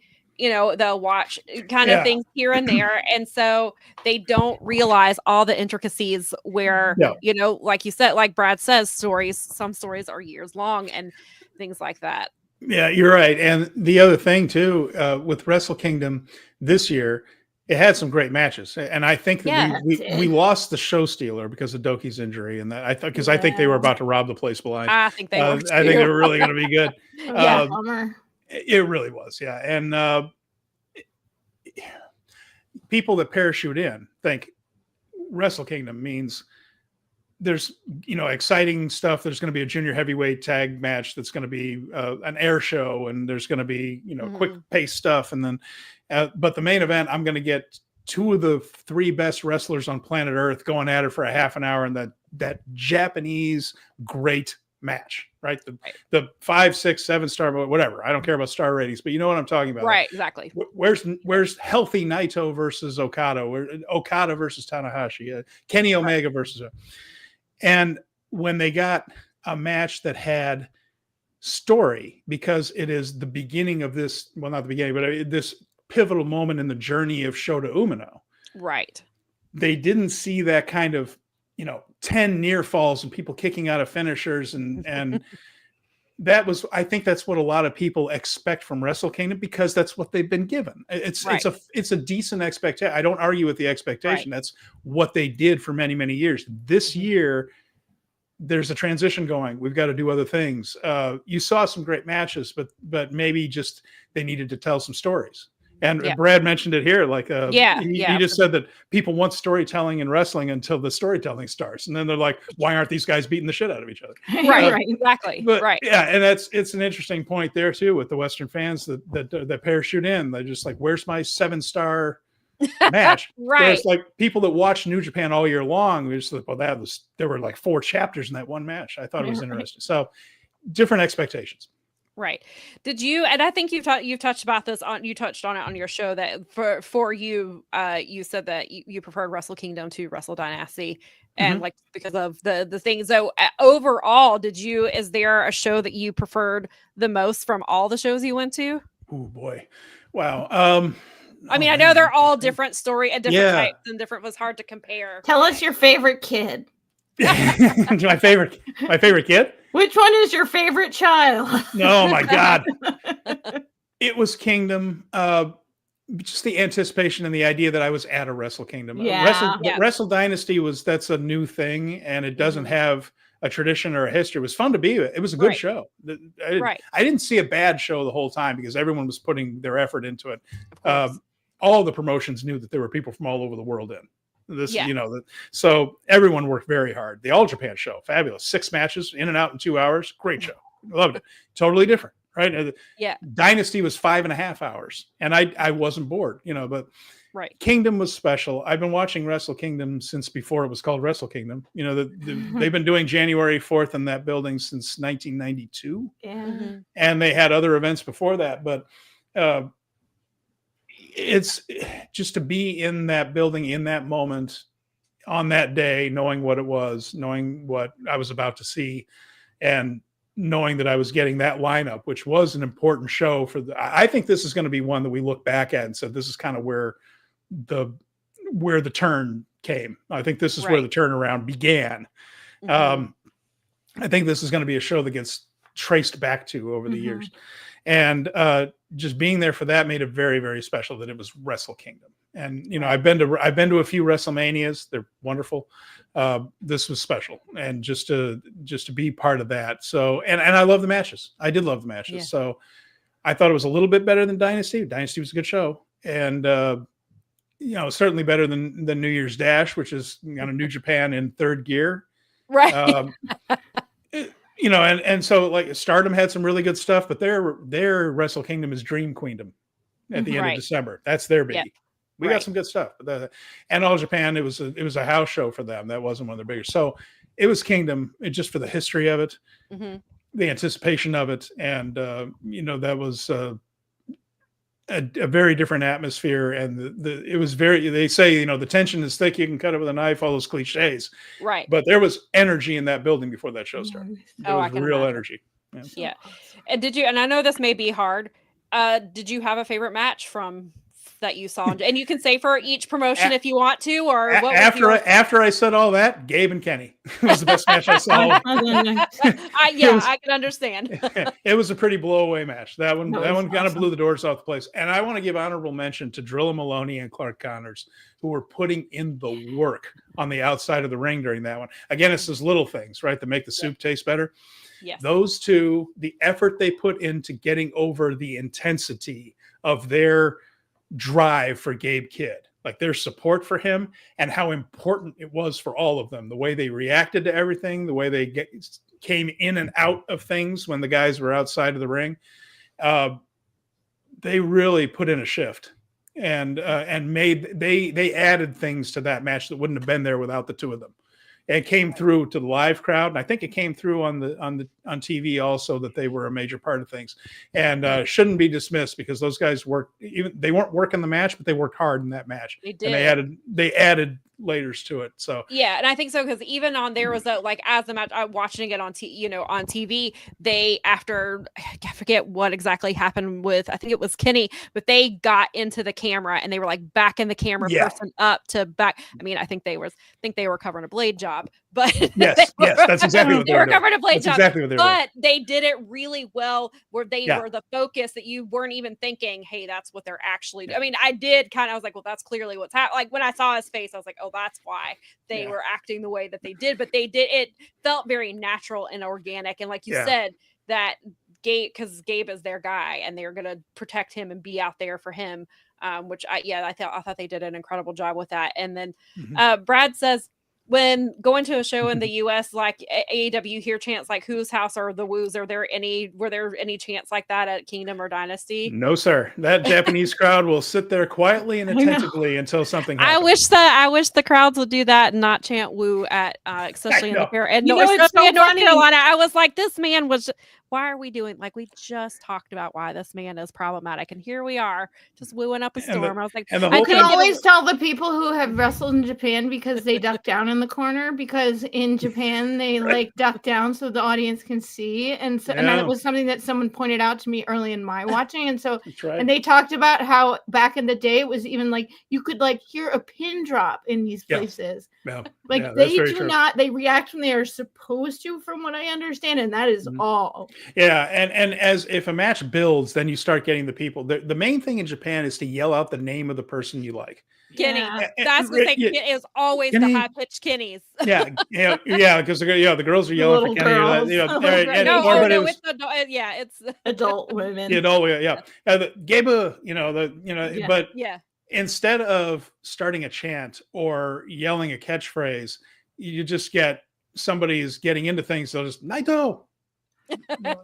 I'll just look around like there's somebody in my ear like Naito, because they didn't do anything for 20 minutes, but it's yelling out the person's name. You get that a lot, and then like TJPW still does the streamers, where you throw the streamers for your favorite person. That is fun. It's a mess to clean up. I understand why other people don't do it, because it looks like a pain in the neck to deal with. But one of my favorite parts about that, side note, young lions, they're not called young lions in TJPW, but the trainees, the attendants around ring that are in the first couple matches, each one has a different technique for gathering up the streamers as quickly as possible. My favorite one was the woman who would slide into the ring, jump on top of them, and then just roll out of the ring, gathering them up like a snowball going downhill until she's just nothing but streamers and boots that She's fall a out. Katamari. Yeah, that fall out of the ring, and then she rolls under the ring, gets them all off, and then comes out. Oh wow, that's incredible. Chef's kiss. Well, It's an art. It sounds like she's got it. It's an art, and she's got it down pat. Yeah, It's like my terrier when she's rolling around in her blankets and like flips them onto her. and then we had weird things too in the dome, like Yo dressed up as a concession person. Right. And Nice. they're all concession girls. I'm not using that direct. They're all girls in the Tokyo Dome. They're all like young women that sell highballs. It's like whiskey and soda. It's pretty badass. But they, that's pretty nice. It's like they have a couple of people selling beer, but most of it's whiskey and soda that comes out of those things. They got a little keg on their back, and Yo was dressed up like one of them, and was going through and making dressed as a woman. making a scene in the crowd, and then he made out with Kosei Fujita in the press conference afterwards. Oh dear God! I mean, you can blame it, but yeah, Zach has been an interesting influence on everyone. Indeed, but yeah, stuff like that, and then you get little moments like after Sammy Guevara's match, the Ring of Honor tag match. People went crazy for Dustin. Like people remember Dustin quite a bit, right? And then Sammy, you could tell was I'm iffy on Sammy for a lot of reasons, but with Sammy though, you could tell he was having the absolute time of his life. And then afterwards, he was the last pre-show match. There were actually about 20 minutes between his match and the first match on the card. Right. So he didn't have to leave right away. Everybody else kind of hustled away very quickly. Like most of the guys aren't back to the dug because you come in through the stage, which goes, that's the outfield. Right. And when you leave the ring, you go into the dugouts. Yeah.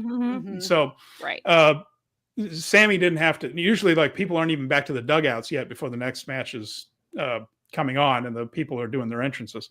Sammy had all kinds of time. So I guess Tay was there because Tay Mello was on the Stardom card. He had his baby and he was like walking around to the grandstands, like holding up his baby like Simba, like the Lion King.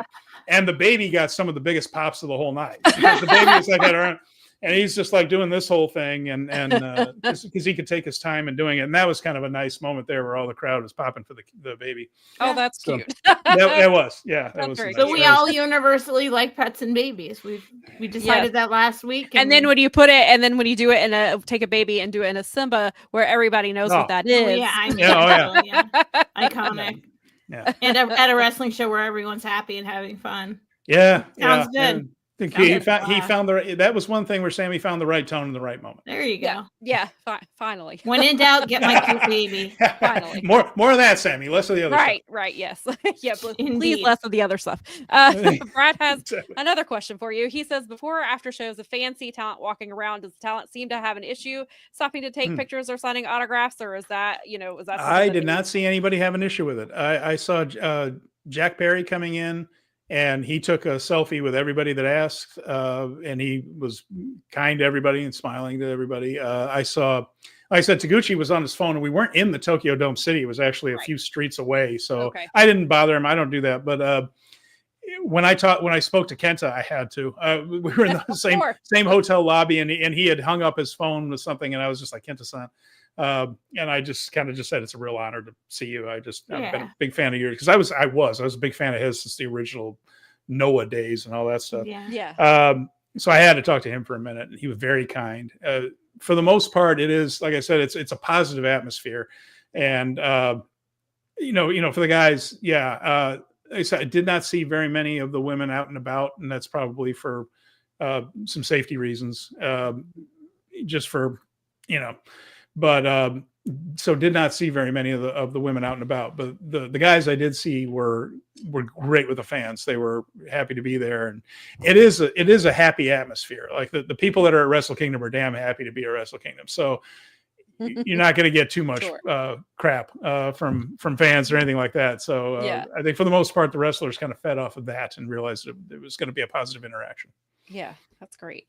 I guess before we let you go, is there any, you obviously have given us a ton of information. Is there anything that you want to add? Oh gosh. If you do go to Japan as a foreigner, this is just true.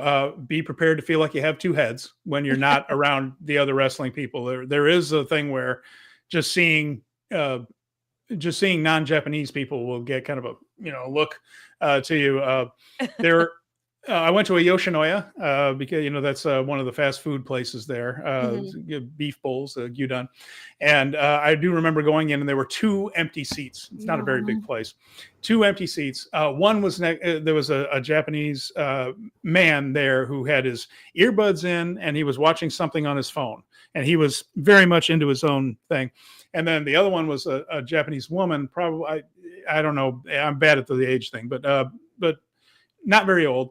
But not a kid either, but sitting there next to and she looked up, saw me, looked at the empty seat, and just had this look like, please, no, just please don't, don't let me sit next to, I don't want to sit next to a foreigner. I don't know. I don't speak English. I don't want to talk.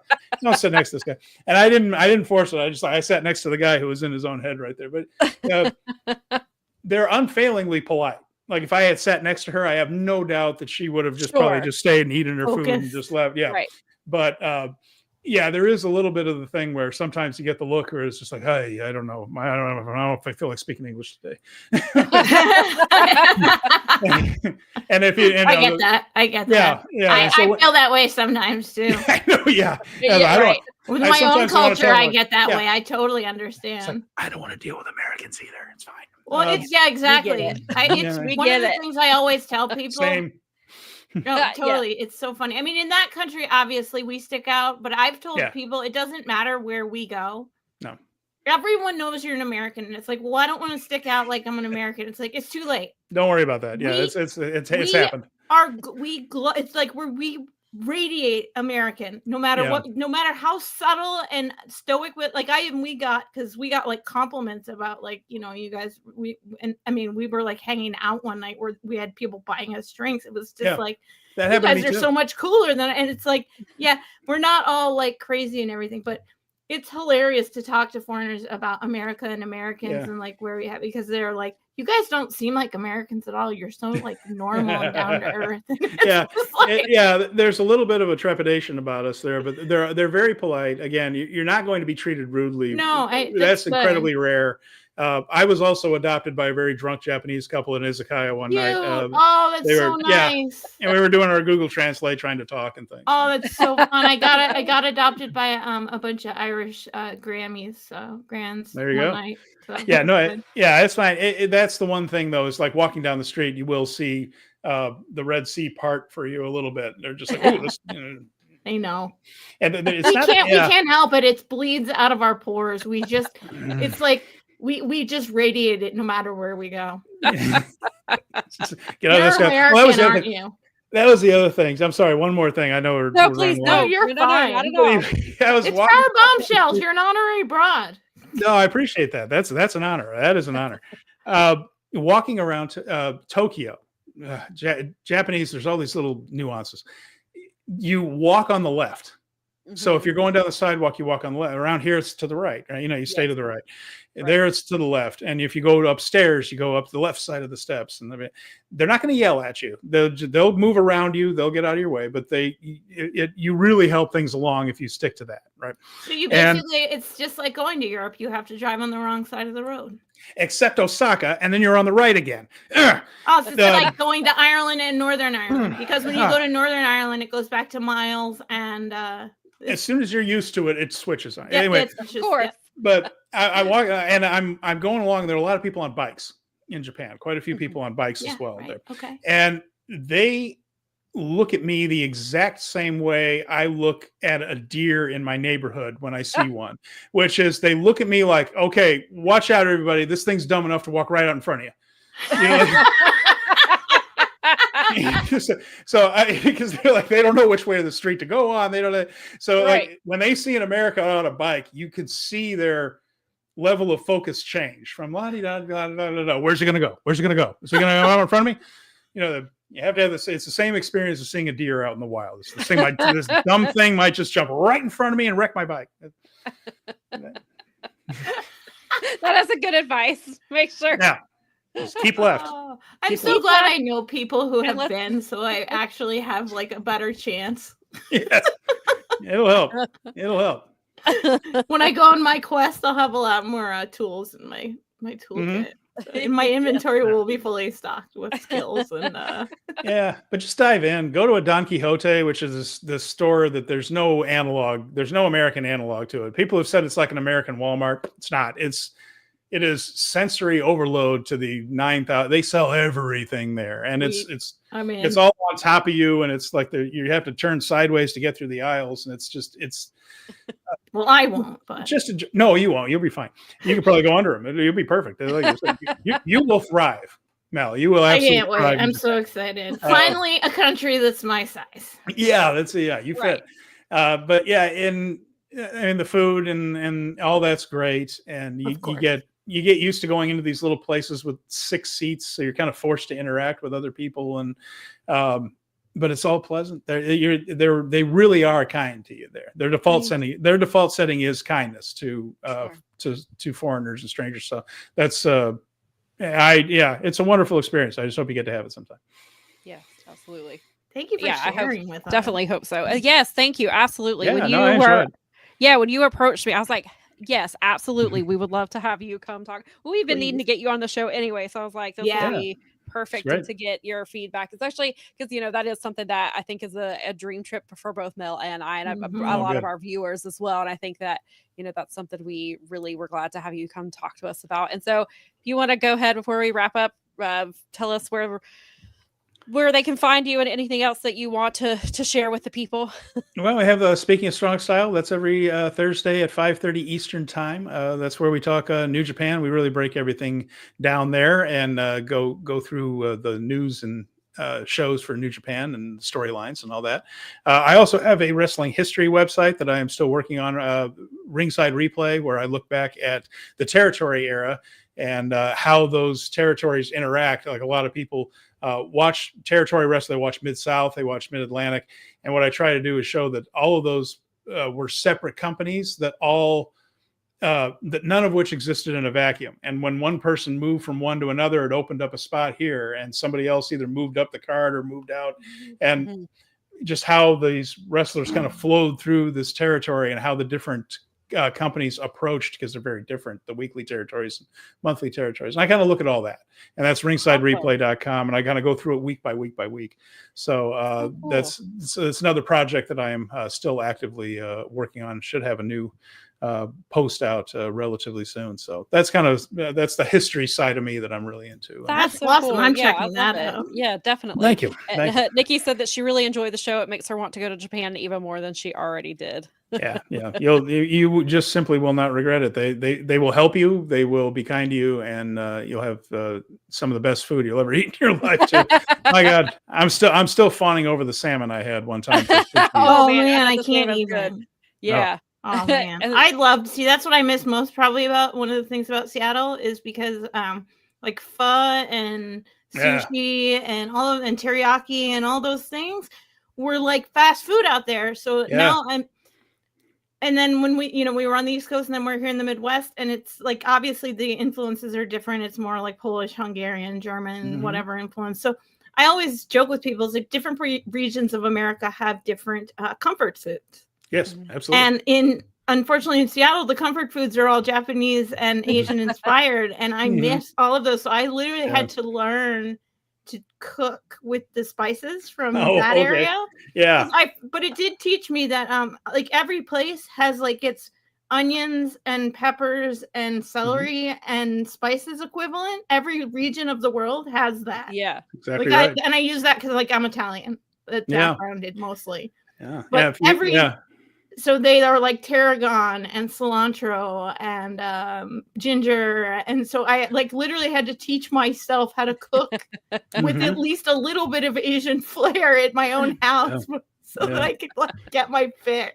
And the food, but their fast food is cheaper than our fast food. Like you can go to Japan and spend a lot of money at a very nice restaurant, and go ahead. It's delicious. I won't argue with you. Yeah. But like some of that Yoshinoya or Sukiya or the big places where you just get a big bowl of rice and shaved beef with gravy, and it's delicious, and it's Sounds yummy. $5 Right up my US. Yeah. It's, you know, And Lyric Honestly, talking about how a chipper in Ireland was one of the best meals I had. It was just like chips and burgers and but it's oh my god. Yeah, and I think Lyric was saying that like even the like convenience stores, their food there is like really God, good. yes. Like that's where she would go. Like she would Fresh. go to the it was fresh. Yeah, and she was like, fresh so food that's in where convenience stores. some of the places God that's what forbid. they would do would just go to the convenience store to get food because it was so fresh and Because you affordable. can. You and can they're- actually eat the convenience store sushi in Japan. You absolutely should. It is fresh every day. It's delicious. It's better than a lot of the stuff you're going to get here. And then Family Mart has this little fried chicken cutlet thing it's famichiki. Family Mart chicken. Famichiki is what I'm it's in called. already. And Right. I would eat my weight in those if I could. They're just phenomenal. I got one every night on the way back to the hotel because they're open 24 Yum. hours. So I'm like, screw it. I'm just going to get a rice ball and one of these. I don't care that I already ate. But Yum. The good news about most of that food is it makes you feel full without making you feel gross. that's true. Yeah, that's also true. And you walk a Delicious. ton. You walk a ton. Right. So you walked it off. You were fine. You walk it. Oh, I hit I close my circles every day. No problem. That wasn't an issue. Nailed it. All right. So I think that is it for us today. Thank you, everybody. Thank you, Stephen, for your time. And thank you Yes. for coming to speak with us. We really enjoyed hearing about it. And we will be back next Sunday at 1:00. Yes, we will. Thanks, everyone.